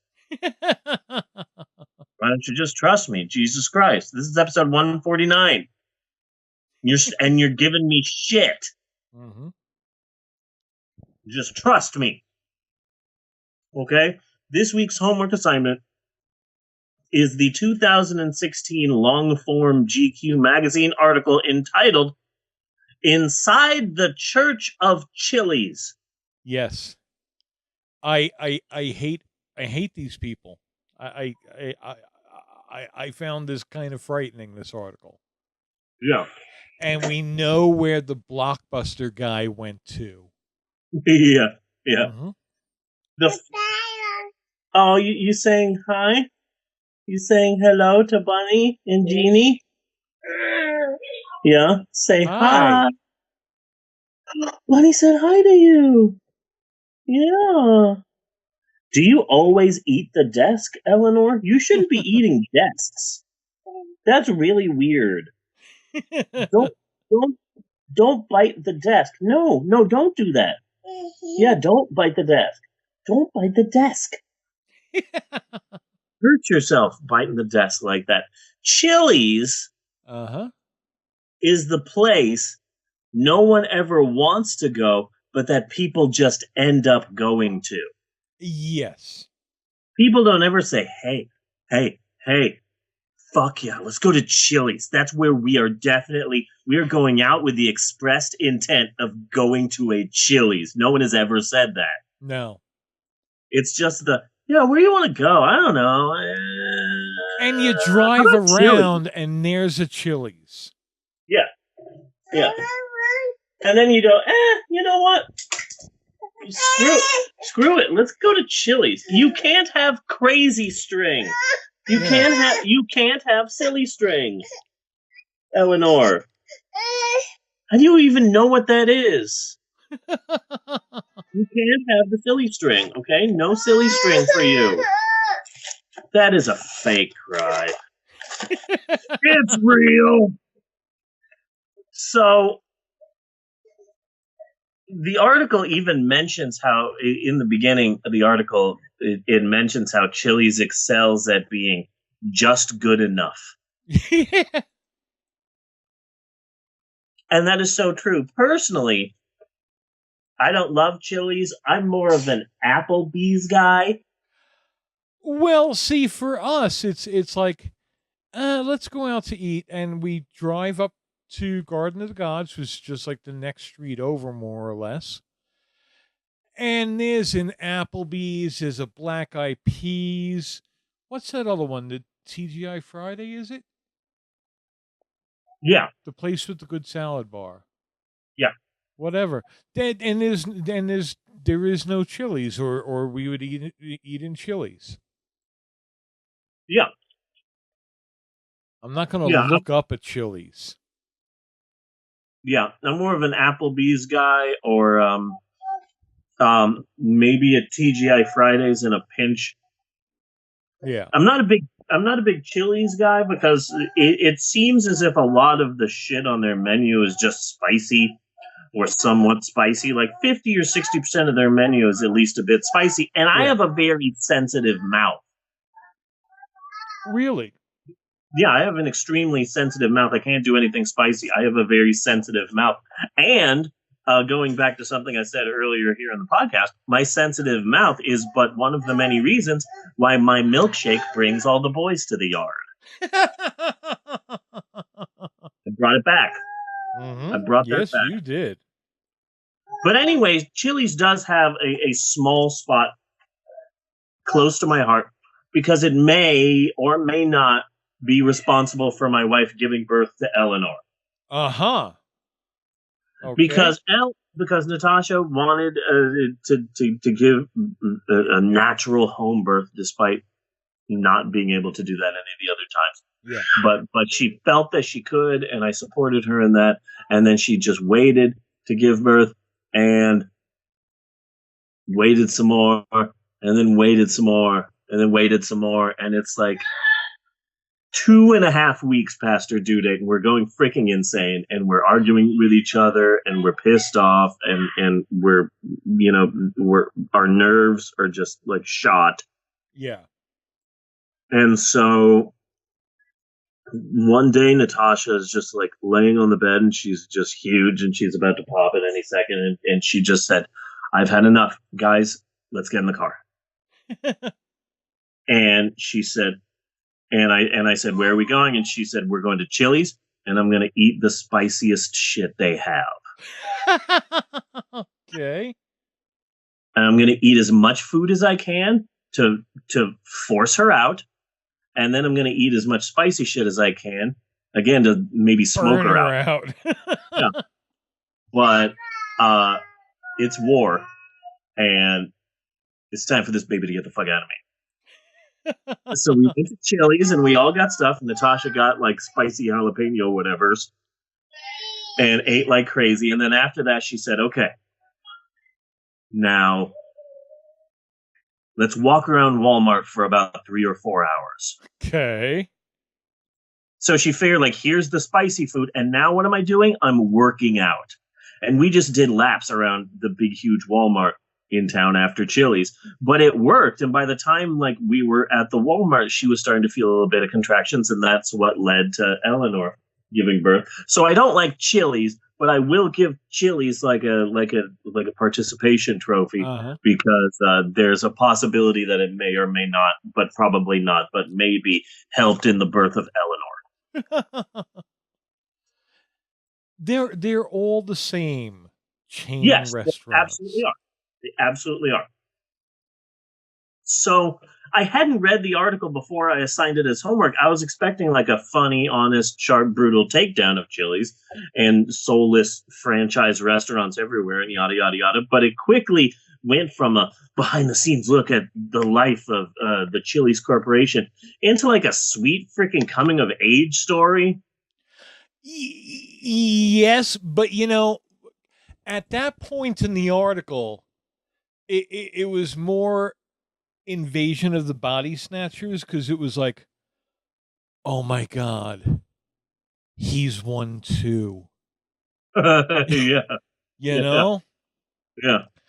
And I don't know about you, but that fucking creeped me out. These people scare me. They are so fucking cultish. Yeah. Yeah. Yeah, with their chants and their call and response. Basically, it's a cult. Like one of them was like ready to kick her college career in criminal justice and just stay at Chili's. Yeah, it's ridiculous. What is wrong with you? You cannot have this, Eleanor. You cannot have it. I'm sorry. This is all mommy stuff. We've bought you expensive toys that light up and make music. Why do you hate all of those? No, I'm not giving that to you, Eleanor. I know. Life sucks.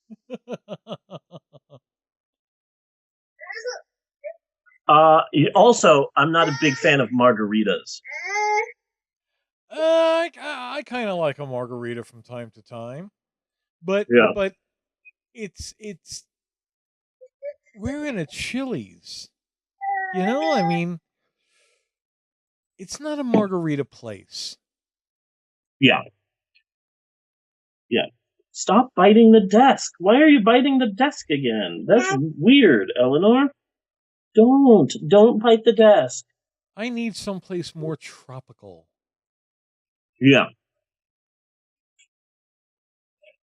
A street sign inside of a restaurant? Well, now I've seen everything. But yeah, it's basically a cult of Blockbuster Video type people, and all of the ins and outs of ATL, above the line. Yes. And exactly what their corporate life is like.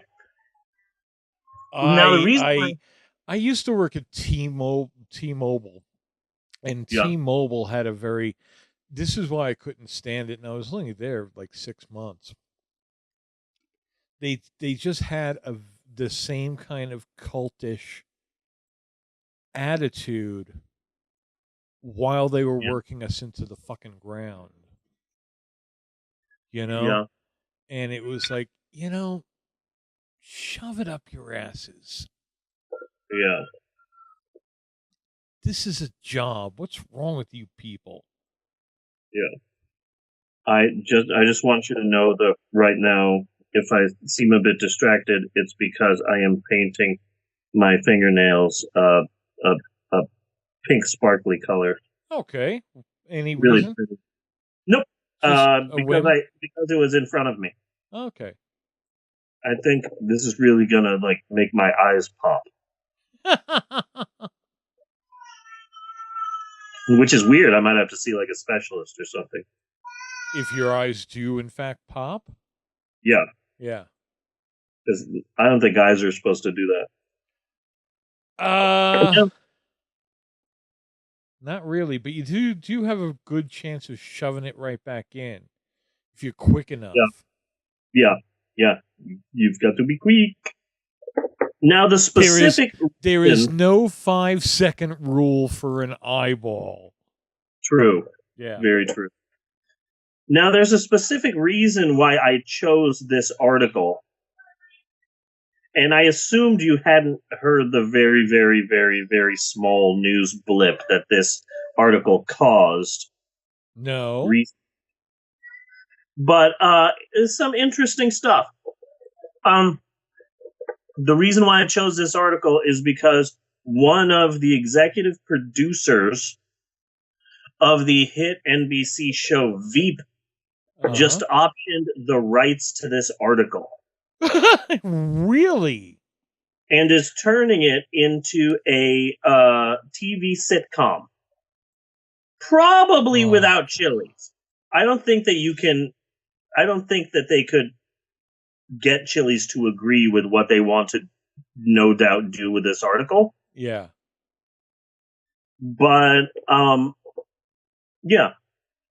So this article is going to be turned into a non-Chili's mentioning wacky sitcom, which, as far as I can tell, would basically just be a lower-paying food-based The Office, right? Yeah. That's the first place I ever heard of Flair. Yeah.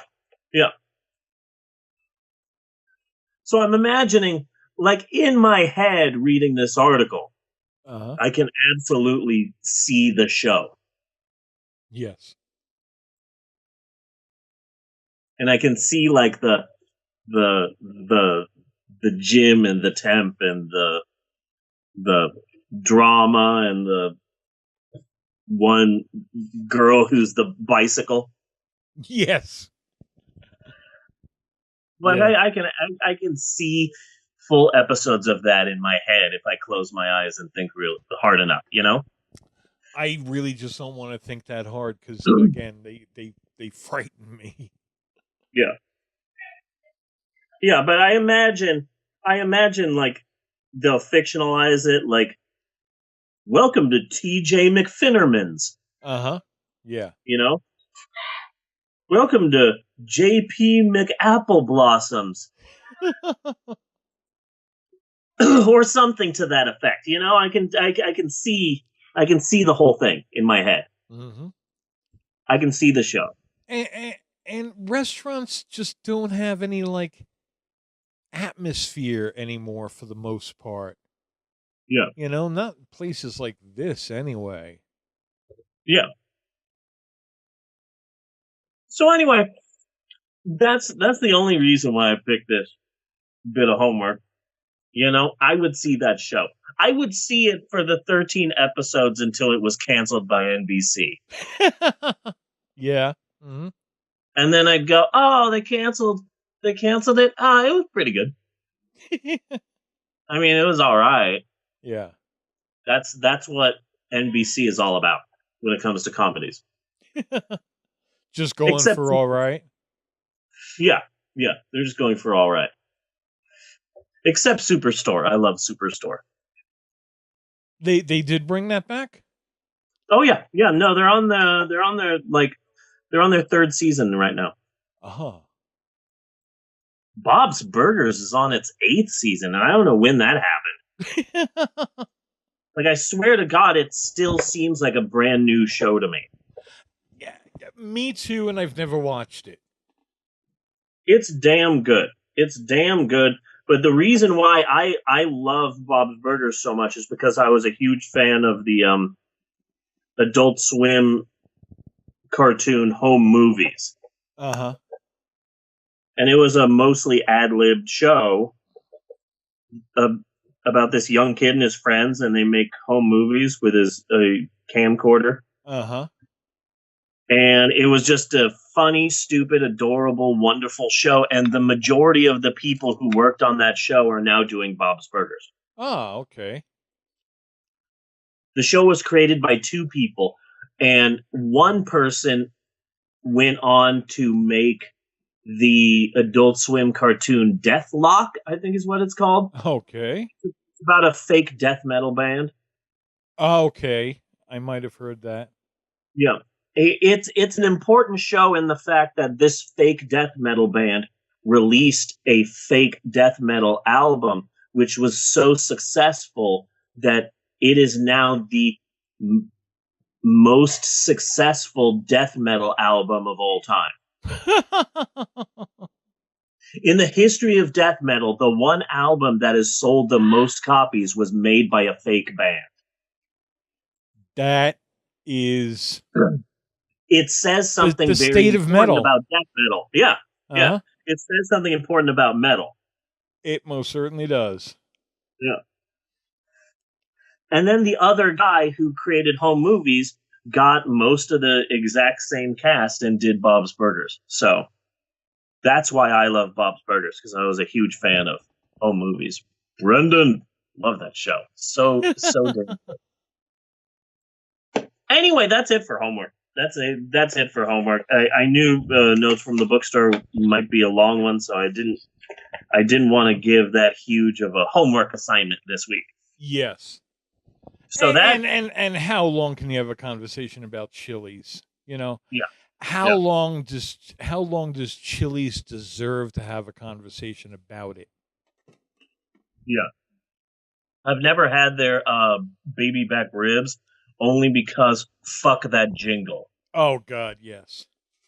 I refuse to eat your baby back ribs, Mr. Company Sir.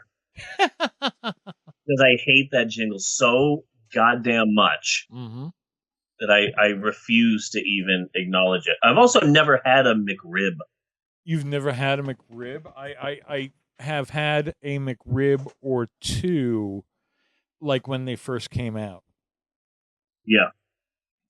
I've never gotten into the, oh my God, the McRib is coming back. Fuck Natasha used to. Yeah. Natasha used to. Yeah, we were on a road trip. I think we were going from LA to Sacramento, and we were driving, and suddenly we're just on the highway, on the freeway, on the interstate, and we passed McDonald's, and I noticed that they have a banner that says McRib is back, and I just read it out loud because it's just a road trip, and that's what you do. And it says, "Oh, the McRib is back," and suddenly Natasha cuts through like a 5-lane highway to get to the exit so that she could get herself a McRib. I've never seen anything like that before. And now if the McRib comes back, she doesn't even care. But at that point, she did, and she needed a McRib. And yes, she cared, and she cared a lot. Yeah, it was some insane, amazing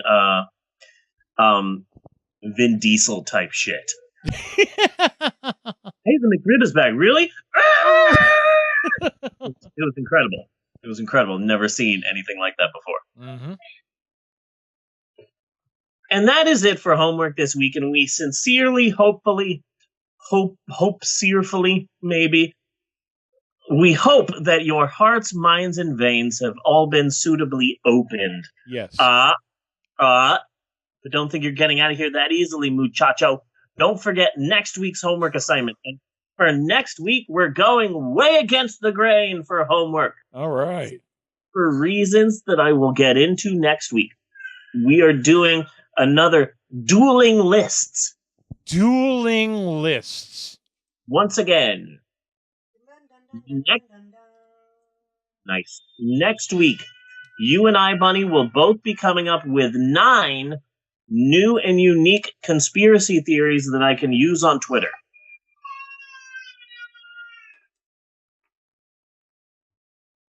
You feel me there? Yes, I do. 9 new and unique conspiracy theories that I can use on Twitter. Why? We will get into that next week. This is stuff we're making up, right? Yeah. Yes. Okay. Or stuff that could be true. Yeah. It's up to you. New and unique conspiracy theories that I can use on Twitter against white people. Against white people. That's important. Yeah. Okay, so that's next week. Homework dueling list, 9 new and unique conspiracy theories that I can use on Twitter to piss off white people. And we will be discussing why. Okay, so, for you to piss off white people, or yes. Okay, I thought maybe like conspiracies against white people. Either or. I'm looking for conspiracies that could be true, that may or may not be true, that I can use to just piss off some white people. Okay, got it. We can do this. Yeah. Hillary Clinton is a lizard person, but she's a lizard person from the bad side of town. Like in the lizard city that she was born in, she was on like the other side of the lizard tracks. Yes. It's actually a poor lizard. That's not terribly surprising. Yeah. That's why she killed Vince Foster. Yeah, maybe we can come up with exactly what kind of lizard is she. Yeah. Like, is she an iguana or is she like a gecko? You know, is she an anole? Hillary Clinton regularly takes off her human skin suit. Yes. So that she can star in a series of Geico commercials. Just came up with that one. That's a good one. Off the top of me head. Thank you. But that's next week. 5 new and unique conspiracy theories that I can use to piss off white people on Twitter. That is next week on Homework with the Pope on Film. Got it. So we still have to talk about Thor, Bedrock, Thor, Ragnarok, and we need to talk about B-Movie, and we need to talk about What We Do in the Shadows. Why do we have to talk about B-Movie? Just trust me. Just trust me. But it's B-Movie. Yeah, just trust me. Okay? Okay. Just trust me. We have a bit of a good show. Man. Okay. And we have a good show coming up. But before we get to any of that, maybe we should take a break. Should we take a break? We should take a break. We should.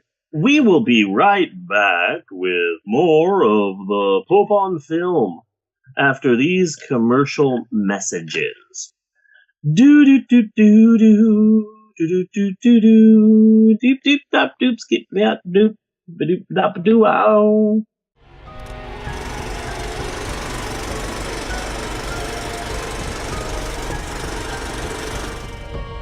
Bob is not a member of any organized political party.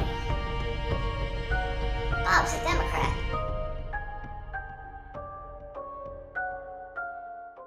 Thank you for doing that. Wait, let me explain something to you. I am not Mr. Lebowski. I'm the dude. You know, that or his dudeness or duder or, El Duderino if you're not into the whole brevity thing. Are you employed, Mr. Lebowski? Employed? Do you like sex, Mr. Lebowski? Is this your only ID? You got the wrong guy. I'm the dude. Your name's Lebowski. Jeff Lebowski, the other Lebowski, the millionaire. I received this ransom note this morning. This is the bummer, man. They want you to take the money and act as courier. What do you mean, man? What the hell is this? My dirty undies, dude. The whites. Let's take that hill! Why should we settle for 20 grand when we can keep the entire million? I know you're mixed up in all this. Playing one side against the other in bed with everybody. Blow on them. Huh? Fabulous stuff. What? Who's sitting on $1 million? We want some money. Sitting in the trunk of our car. Where's my damn money? Say, dude, where is your car? Who's got your undies, Walter? This is a very complicated case, Maud. You know, a lot of ins, a lot of outs. Is this your homework, Larry? And I would like my undies back. A lot of strands to keep in my head, man. Whoa! Hey, careful, man. There's a beverage here, huh? I like your style, dude. I have no choice but to tell these bums to do whatever is necessary to recover their money from you. They were Nazis, dude? They were nihilists, man. They kept saying they believed in nothing.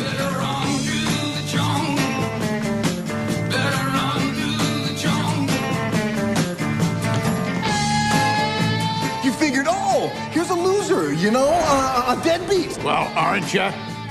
Well, yeah. You cannot drag this negative energy into the tournament. Jeffrey. Bond? Love me. That's my robe. I'm throwing rocks tonight. It don't matter to Jesus. This could be a lot more complex. I mean, it might not be just such a simple, And we're back with more of the football film. Well then, Bunny. Yes. This week on the Pope on Film podcast, we are continuing with our month-long movement that we are calling the November Palate Cleanser. For the entire month of October, we watched some of our most challenging films we have ever seen. Yes. They were artistic, they were boundary-pushing, they were challenging, and no one knew of the film's existences. This is true.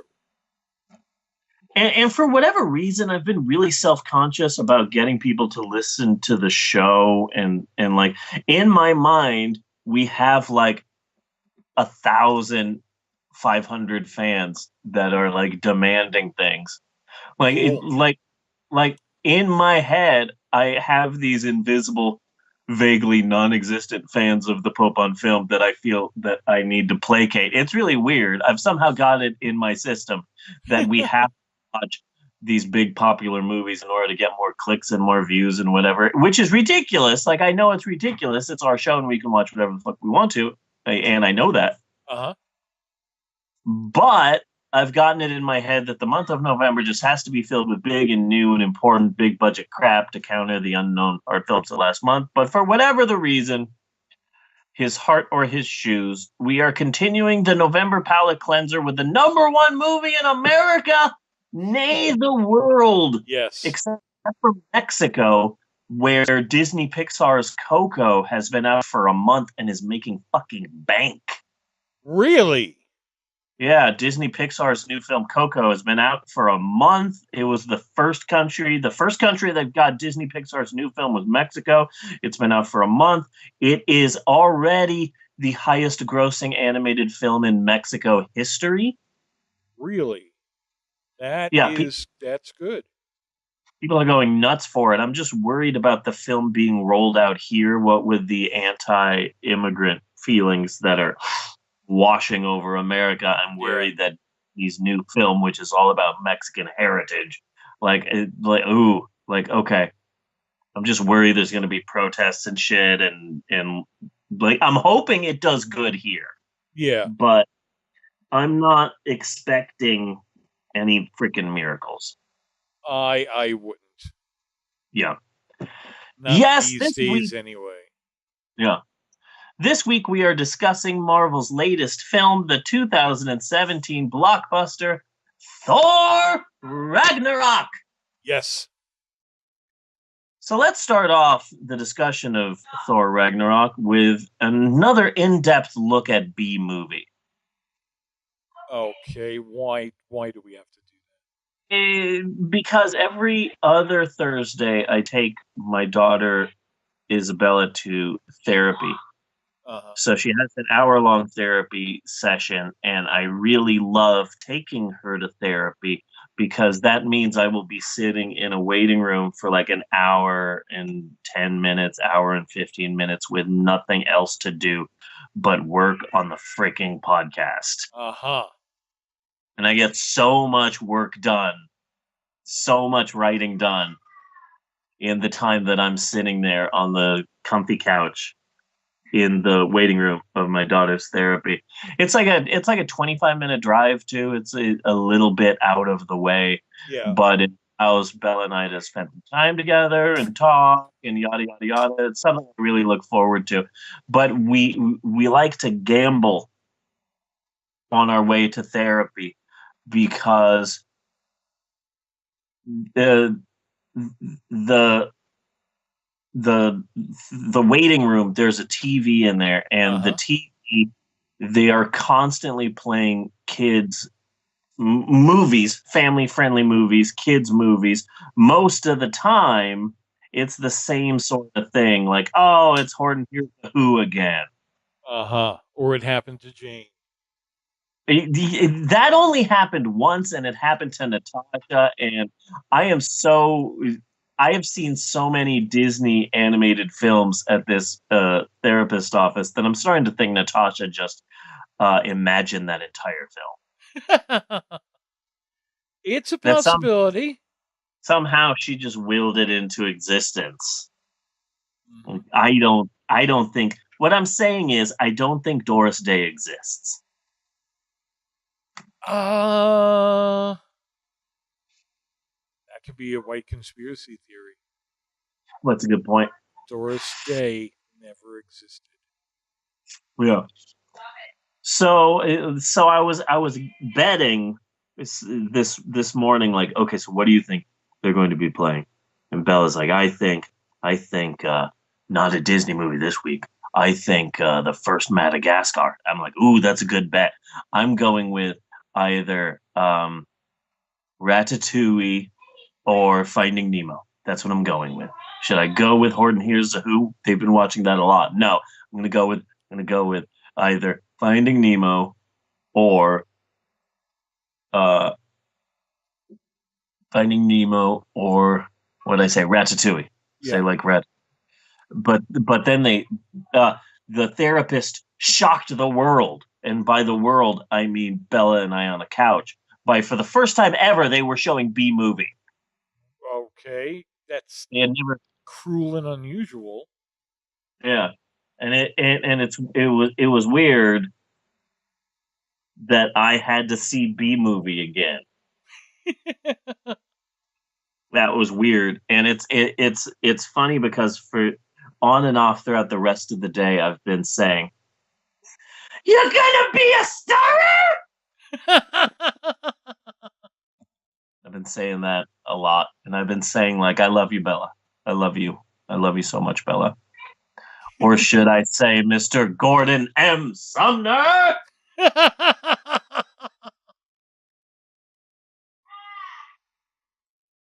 Bella's just upset because she didn't get on the Krellman. Yeah. She really wanted to get on the Krellman. That's the thing that makes sure that they get that little bit of honey. that's still clinging to the pot. It saves the millions. I still cannot believe that B movie exists. Watching it again, like I'm 100% convinced that like Jerry Seinfeld, you've never done anything for kids. We think you'd be great to make a kids movie. So what's your idea for this kids movie, Mr. Man who's never done anything for children? Well, I want to remake The Graduate for kids. And then the studio is like, well, we should say no, but you're Jerry Seinfeld. Here's $100 million. Have fun remaking The Graduate for children. Mm-hmm. Graduate Babies is basically what the Graduate movie. Babies. Yeah. And it's weird. But knowing that and then rewatching the film today at the therapist's office, like one of the first lines of the film, Barry B. Benson comes down the stairs and the dad sees him and he goes, "There's the graduate." Oh. Like, Jesus, way to telegraph it. You literally, most of the time when someone's parodying something, you usually don't have one character say, "Man, this is really Alfred Hitchcock's Psycho." You just find ways to incorporate it. So, really weird. Really weird. It's like if Sharknado 5 had a line. "Wow, now you're Indiana Jones and the Temple of Doom." Like, Jesus, there's, hitting the nail on the head, and then there's just using a fucking nail gun. A sledgehammer. Yes. Yeah. Which is why I heard. I just saw Chappie the other night. It's on Netflix. Oh yeah, the British robot movie, the South African robot movie. Yeah. That I heard it's horrible. And it wasn't horrible. It was far from fucking great though. It was. It was serviceable. It was serviceable enough. But that's what I heard about the previous, because this is the guy who did District 9, which was a huge hit. Yeah. A huge surprise hit. And then he did Elysium, which I heard is very much like B-movie in regard to being way on the nose. Yeah. And just kind of beating you over the head with what the message is. Yeah. Yeah. So, sorry that I went back to B-movie. It hurts. I know it does. But while we're going back, let's go back a few months. June 2017. Episode 131 of The Big Shoe. What We Do in Shadows. Yes. A great fucking movie. Definitely in my top 10 of like all-time bestests. Yes. Fucking Kevin Spacey. Like, I just keep saying to myself, yeah, no, because I'm thinking like my all-time favorite movies, and then I think, oh well, you know what movie might be in there now? Baby Driver. That was a great movie. Man, Kevin Spacey was great in. God damn it, Kevin Spacey! Yeah. God damn it, Kevin Spacey! So then I was at work and I'm listening to my work playlist, and then that song comes on. Was he slow? And I'm like, this feels weird now. Yeah. You've infiltrated my work music playlist. Like, way to ruin everything, Kevin Spacey. I'm the real victim here, is what I'm saying. Like, I'm the one being hurt by this. And I completely agree. I feel your pain. Thank you. So, here, take it to mommy. Yeah, take it to mommy. Mommy.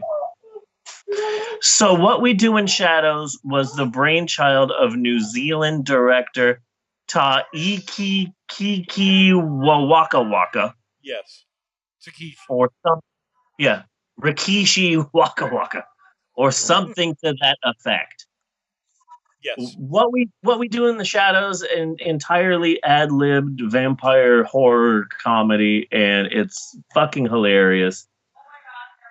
This Taiki Waka Wakanda is definitely a director you want to watch. In fact, we did episode 131 for the sole purpose of discussing how awesome Thor Ragnarok is going to be. Yes. That was the only reason that we watched the film is because I wanted to hype up Thor Ragnarok. It deserved the hyping up. Yeah, it's a great fucking movie. So, cut to the Marvel Cinematic Universe. It's fairly new, but it's doing good. They decide in 2011 to make Thor. It's their fourth Marvel movie. It goes Iron Man, the Hulk that they quickly ignored, Iron Man 2, and then Thor. Yes. The Hulk movie is quickly ignored in the world of the Marvel Cinematic Universe. If you want to know why, if you want to know why that Hulk movie was quickly ignored, all you have to do is watch the movie Birdland. Birdland? Yes, because everyone in Birdland is playing a fictionalized version of themselves. Okay. So Edward Norton took this part because it was written for him so that he can play a person who is notoriously impossible to work with. And he's like, oh, so this part was written for me so that I can play someone who's hard to work with. Oh, gee, this will be a stretch for me, Edward Norton. Yeah.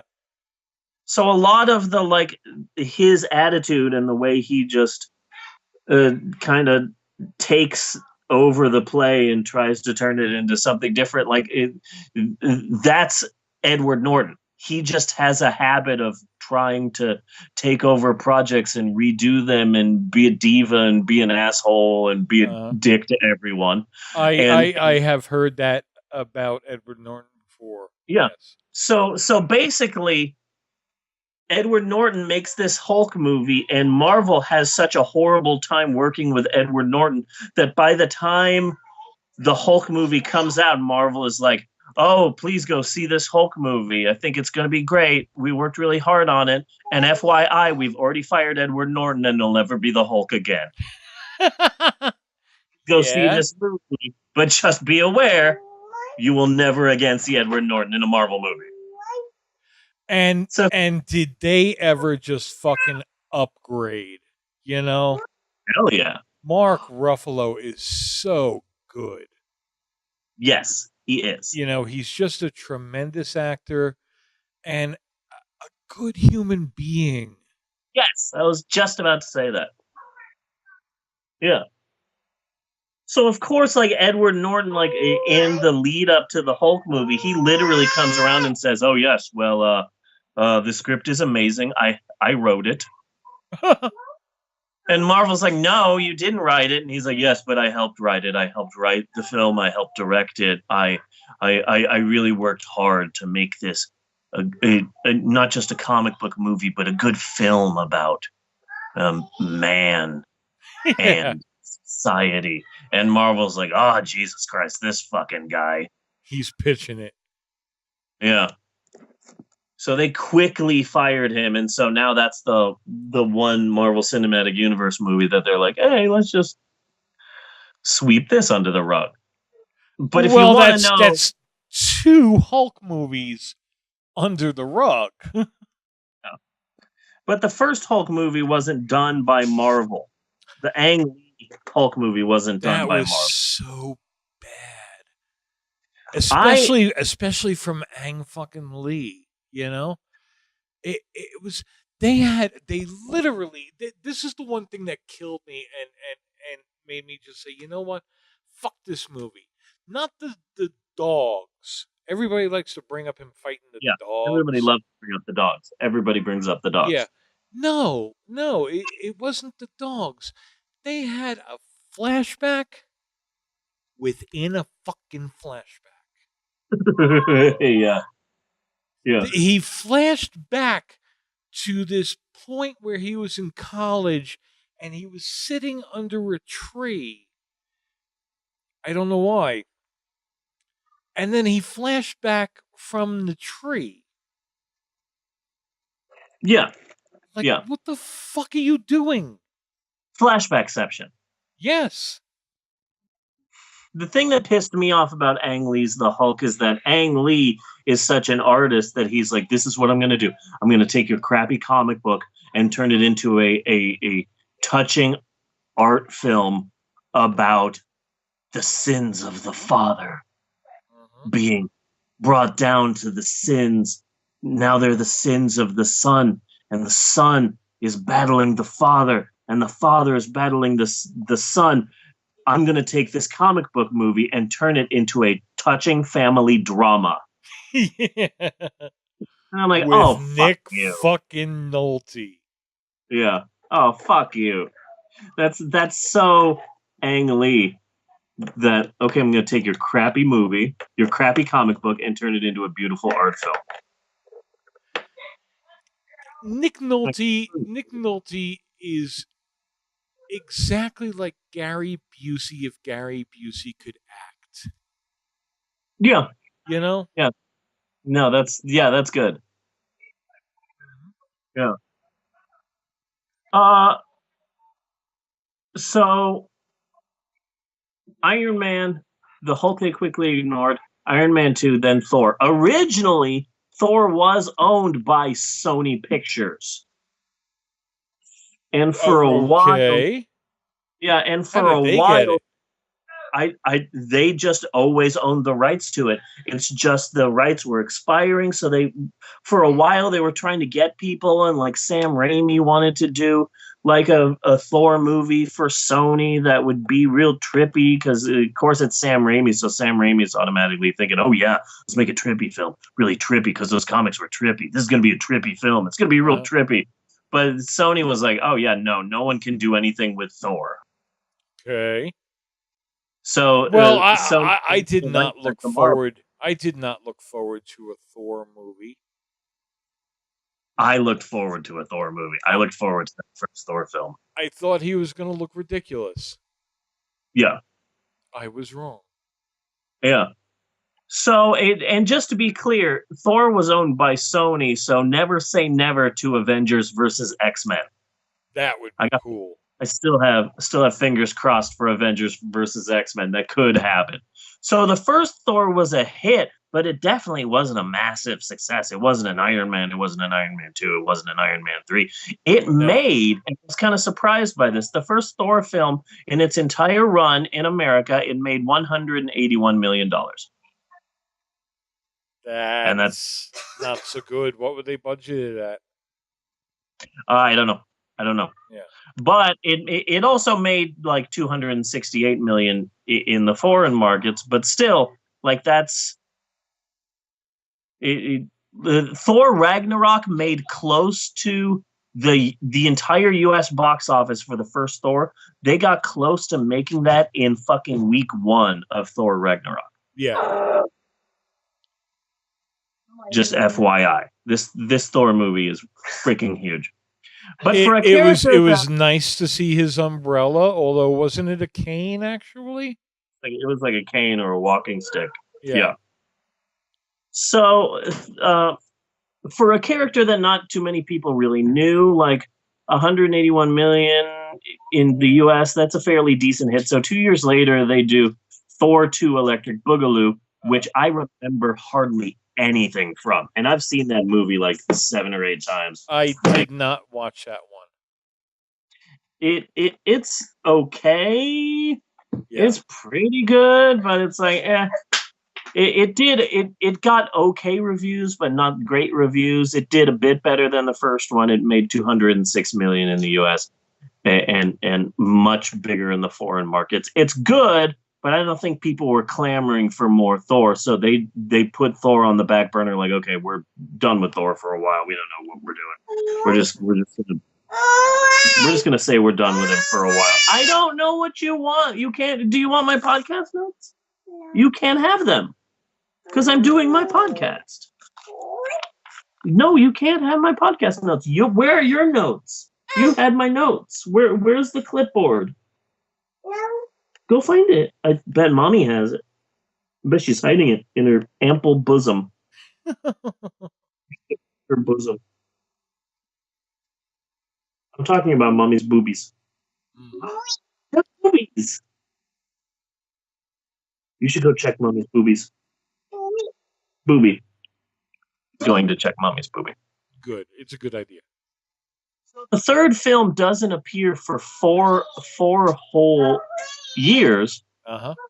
Because Marvel wasn't sure what to do with Thor. They were just like, I don't know where we can go with this, what we can do with this. So they had an idea, and their idea was, what if we do Planet Thor? That was their idea. Okay. So they get an idea from a 2006 comic book storyline that I loved and that my wife loved, called Planet Hulk. Yes. And I love this. I have heard of Planet Hulk. Yeah, I've read it a bajillion times. It's really, really good. And here's a bit of extra credit for you guys. For anyone out there listening who's a big fan of Thor Ragnarok, on Hulu, they have the 2010 animated direct-to-DVD movie of Planet Hulk. Really? Yeah. Yeah, they made a movie. It was direct-to-DVD. It's pretty damn good. They got the story of Planet Hulk, and they turn it into a movie. They take out the Silver Surfer, who has a small part in Planet Hulk, and they put Beta Ray Bill in its place. Okay. Which I liked. And then it's basically exactly the Planet Hulk comic book storyline, except it ends on a positive note. Planet Hulk actually is a seriously depressing ending that this animated version does a good job of not showing. But yeah, there's an animated version of Planet Hulk out there, and it's interesting to see just how much of Thor Ragnarok did come from Planet Hulk. So it certainly looks like it came from Planet Hulk with the Hulk in the armor, and no, he doesn't want to leave, all that kind of stuff. He's a hero here. What? Because he's a hero on this planet. Yeah. So he doesn't want to go back to go to the place where everyone hates him. Yeah. And why would you? Yeah. So with that in mind, they start shopping for a director who would bring something different to the table, and boom, Tic Tac's Wakanda Walker. Tahiti Watusi, legendary New Zealand director Toledo Winkletits. Winkle Titties. Toledo Wink Titties. Yes. So one of the things that I really liked about, like, they had a list of like 5 or 6 different directors who did different type of films who could get like this dusty old Thor series and do something really different with it. That's what they wanted. They wanted something different. So Tahiki Waka Waka decides to make a sizzle reel, and he just gets these different action films and these different comedies, and he cuts them together in a way where it's like 3 or 4 minutes of what he wants to do with his Thor movie. And the Marvel people are just like, okay, we don't like sizzle reels. What you're doing, Tahiti Watusi, we actually don't like that because it usually doesn't end up good. And he's like, oh, please give me a chance. I don't know how to do a New Zealand accent, so I'm just doing British. Oh, please, no, please give us a shot.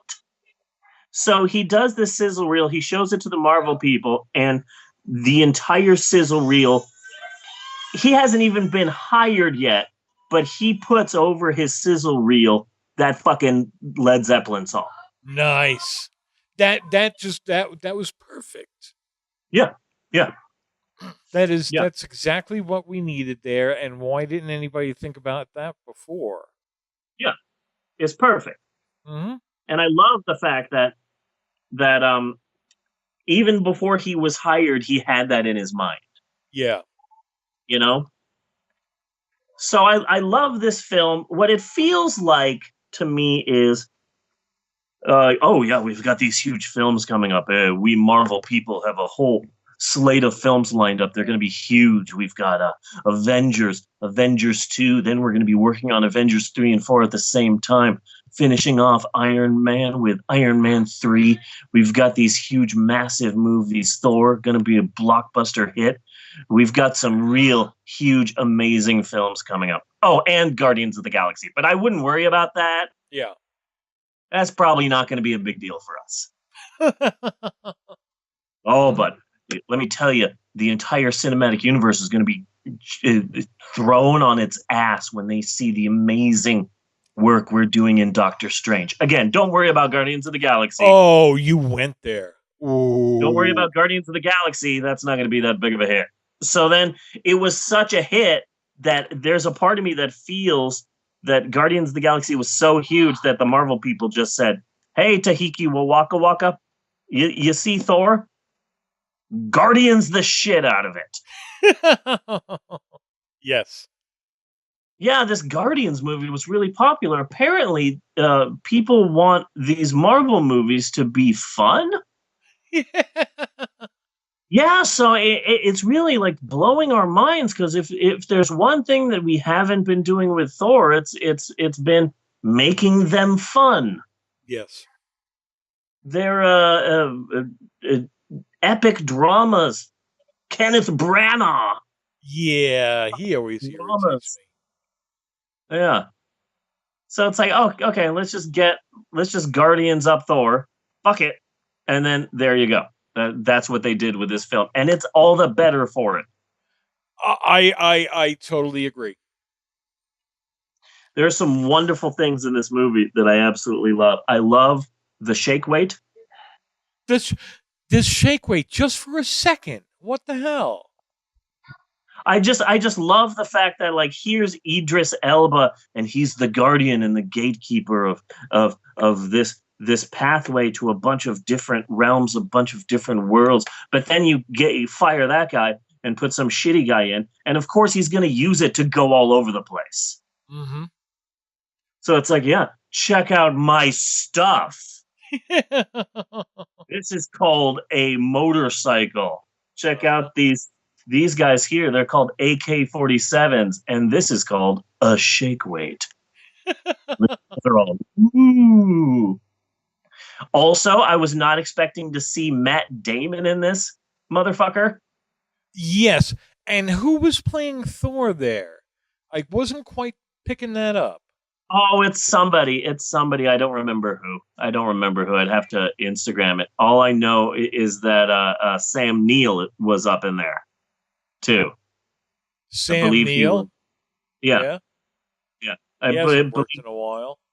No, he has not. And Doctor Strange and the Umbrella. I loved that. Doctor Strange was not in this movie. I am sorry. I reject that. Why do you reject that?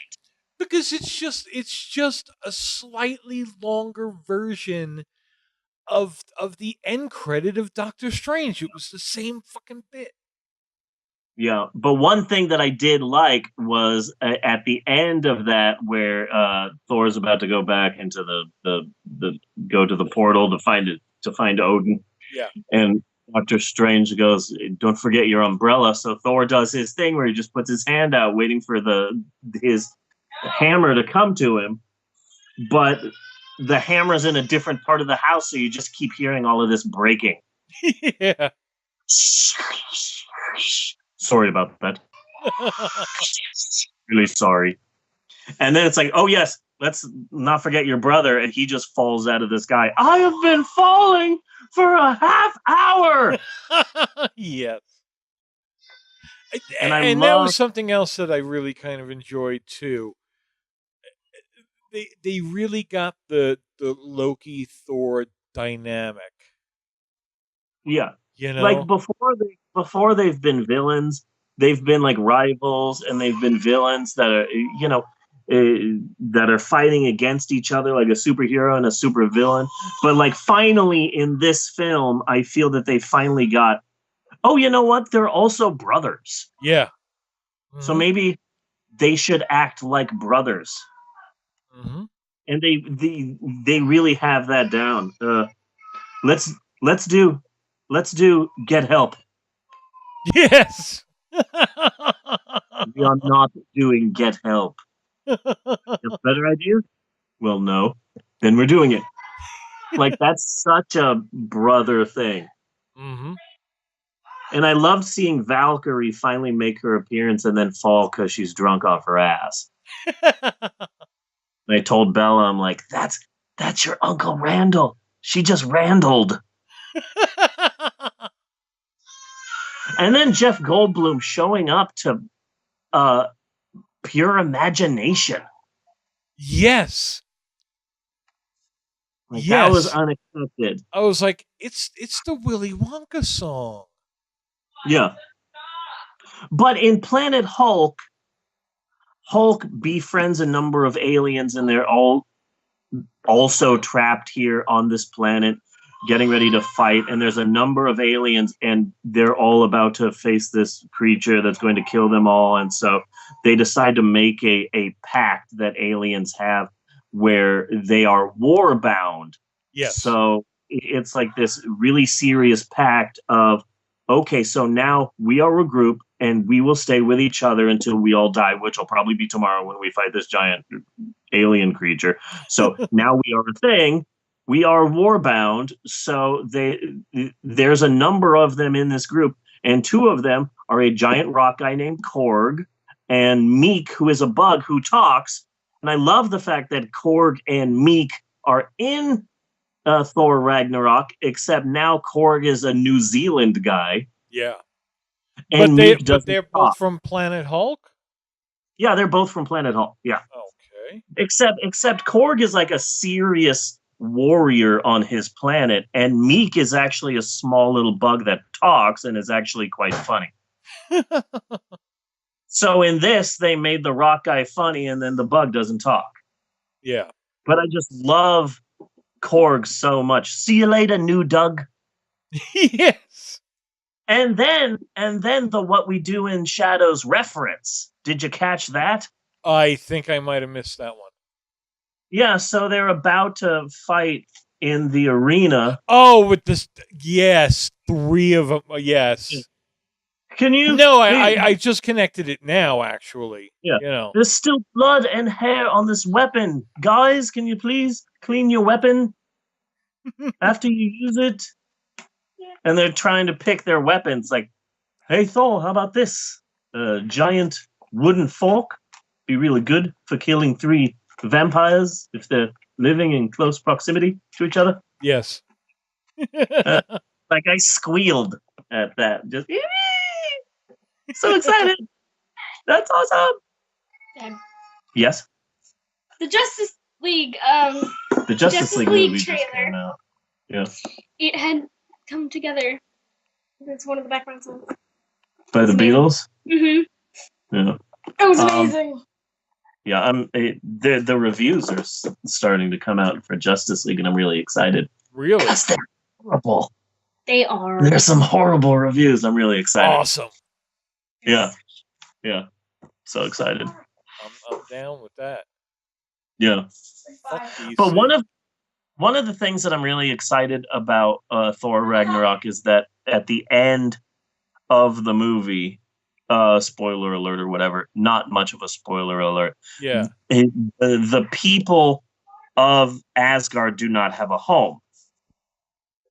And they're kind of they're there like going through space looking for a new home, and that seems to be a setup for something that happens in the comic books. I started reading Thor because like Ragnarok happens and Asgard is destroyed and everyone dies And Thor manages to come back, but now he's got like the powers of Odin. He's basically a god.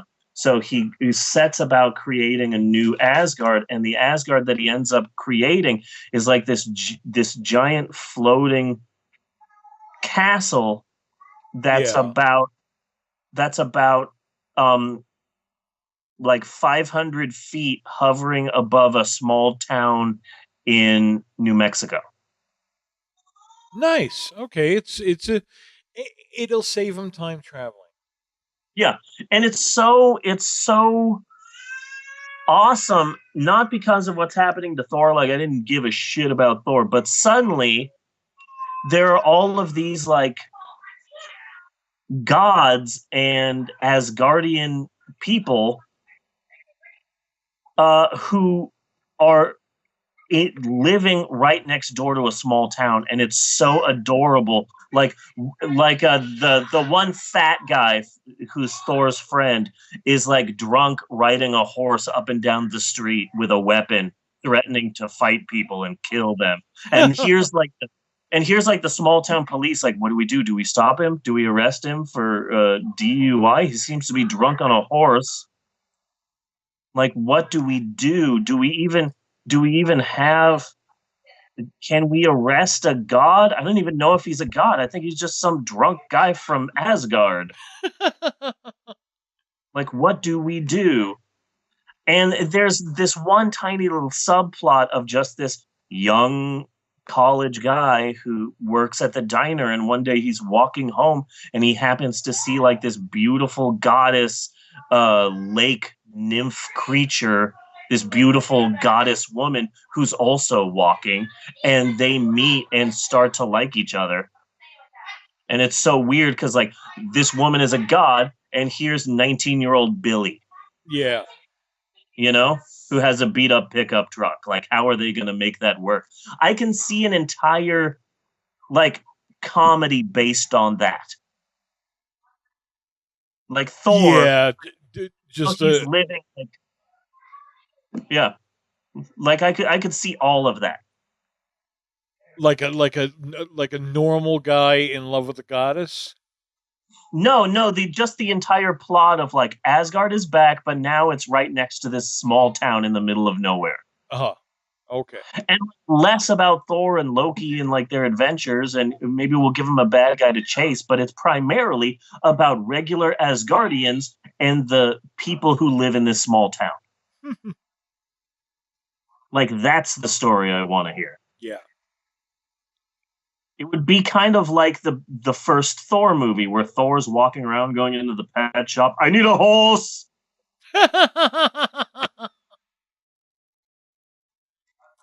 We don't have horses here. Well, give me an animal big enough for me to ride. Like, basically that as an entire movie, because now all of Asgard lives in this small town. Yeah. Yeah, I'd watch the shit out of that. No, that does sound fun. Yeah. Anyway, that is all I have for this week's movie. I would have more, but I am just now getting over the worst hangover ever. Yeah, really? Yeah, Natasha was just staying up and like, I'm going to stay up and have a few beers. And I was just like, hey, I will stay up and have a few beers with you. Next thing you know, it's 3 a.m. and we're like doing iCarly Mad Libs. At some point in time, at around 4 a.m., I ended up falling asleep at the foot of Emerald's bed like an animal. You know, like your dog comes to sleep on the bed with you. Apparently that was me, and I thought it was my bedroom, and I was confused as to what Emerald was doing in my bedroom, and kept telling her to go to her room. But I was in her room. I don't remember any of this. She will make sure you never forget this. Yeah. Yeah. So don't worry about remembering it. Emerald's got it. Right. That's an engram. I gave her an engram. Yes. So that's all I've got. I would have more, but it took a long time for me to be able to lift my head. Yes. So damn good movie. I'll give it a recommend. Yeah, it's a damn good movie. Mhm. And people should watch it. Next week is the last. We're getting near the end of the November palate cleanser, and so I thought that we should tackle one of the biggest, most recent films that I have not been excited at all to see, and I'm in no way excited to talk about it next week, but I'm going to anyway. Okay. Next week we're doing we're doing Tag. Tag. What the fuck is Tag? Oh wait, no. What happens after Tag? There you go. It. We're doing It. Oh, okay. Tag is the prequel. That's how someone gets to be It. They play Tag. I keep getting those confused. Yeah. And then there's the sequel to It called Hey No Tagbacks. So there's 3 movies. There's Tag, there's It, and then there's Hey No Tagbacks. Cool. So we're doing It next week. We could definitely do that. Yeah, check the cough. It's a huge file. Okay. It's a movie quality Nice file, and it's huge, but it's there. Anyway, next week we are doing the new Stephen King film It. Next week we're coming up with 9 new and interesting conspiracy theories. Uh-huh. I'm going to tell you the exciting story of what's been happening to our spoons. Okay. I'm definitely looking forward to that. Our spoons have been disappearing, and we've recently figured out where they've been going. And let me tell you, it's not what you expect. Where have they been going? Oh, the last place you would least expect it. We have a mole in our house. I don't mean an actual mole. I mean one of the kids is a spy. Ah, okay. So next week we're going to be telling you who the spy is. Oh, just wait. I've got an exciting new band name that I've got a good week set up for next week. So next week, conspiracy theories, missing spoons, and Stephen King's new film It. That is next week, and I think next week, I gotta say, it sounds like a pretty good episode. But if I'm talking about right now, I think that this has been a damn good episode. This has been a damn good episode. Damn good.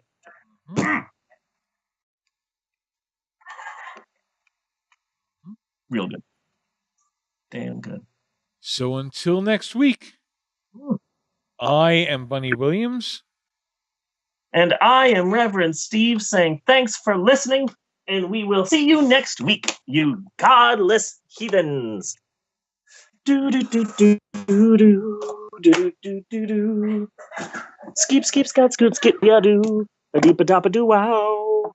Cut and print. Cut and print. That was a damn good episode. Damn good episode. That was a fun movie. Not it was quite Guardians of the Galaxy. Yeah. But a good movie. Yeah. And 80% ad-libbed. Really? Yeah. Taiki Waka Waka basically just what we do in the shadows did that movie. Like nothing Jeff Goldblum said was in a script in any way. Really? Yeah. Nice. Yeah. I couldn't believe that was Kate Blanchett. I actually had to IMDb it because I just couldn't. She looked good. Yes, she did. Kate Blanchett never looks good. Yeah. I love that movie. Love it so much. That was a fun movie. So we will get together Wednesday. Yes, like Wednesday. 6:30. 6:30-ish. Yeah. Okay. Not looking forward to watching it, but whatever. Why not? I don't care to watch it.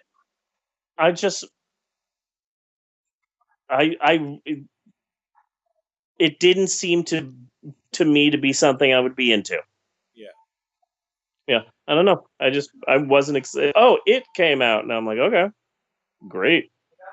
I love the story. I even love the old miniseries with John Boy. Oh yeah, I liked the miniseries.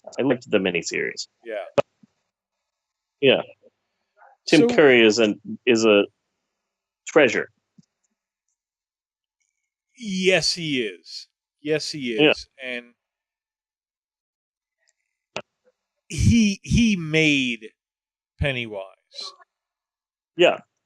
So I'm not excited for whoever the fuck, Skarsgård? Yeah. Alexander Scotchgard. Not excited to see him in this part. Not particularly. But I know a bajillion people who are going freaking gaga for this film. So whatever happens, it's good for business. Yes, it is. Yeah, that's what I'm going for. All right, dude. I will speak to you next week then. Alrighty. All right, man. Be good. You too. Bye. Bye.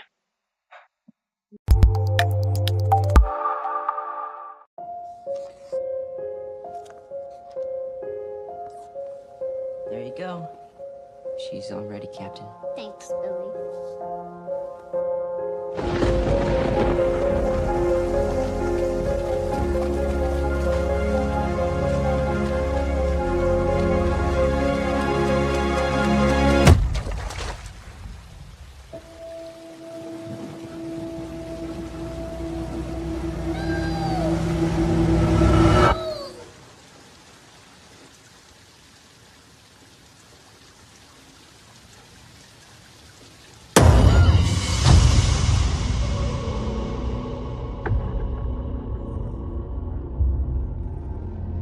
It's not like any time I've ever been in before.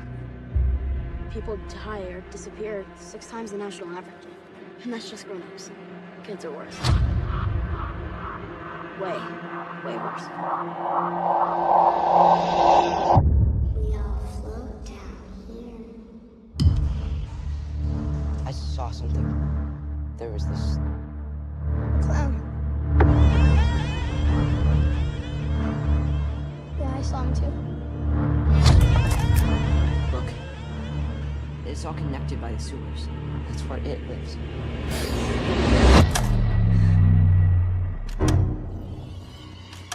What happened?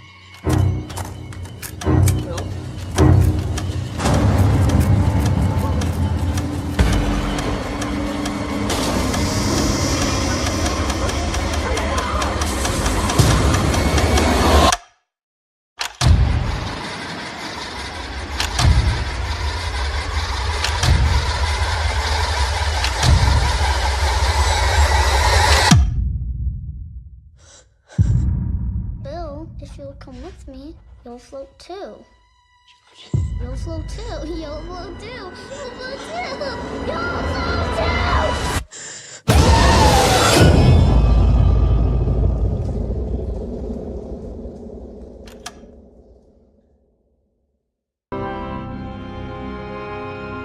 When I was little and we used to move all the time, I would write these notes and I would fold them up.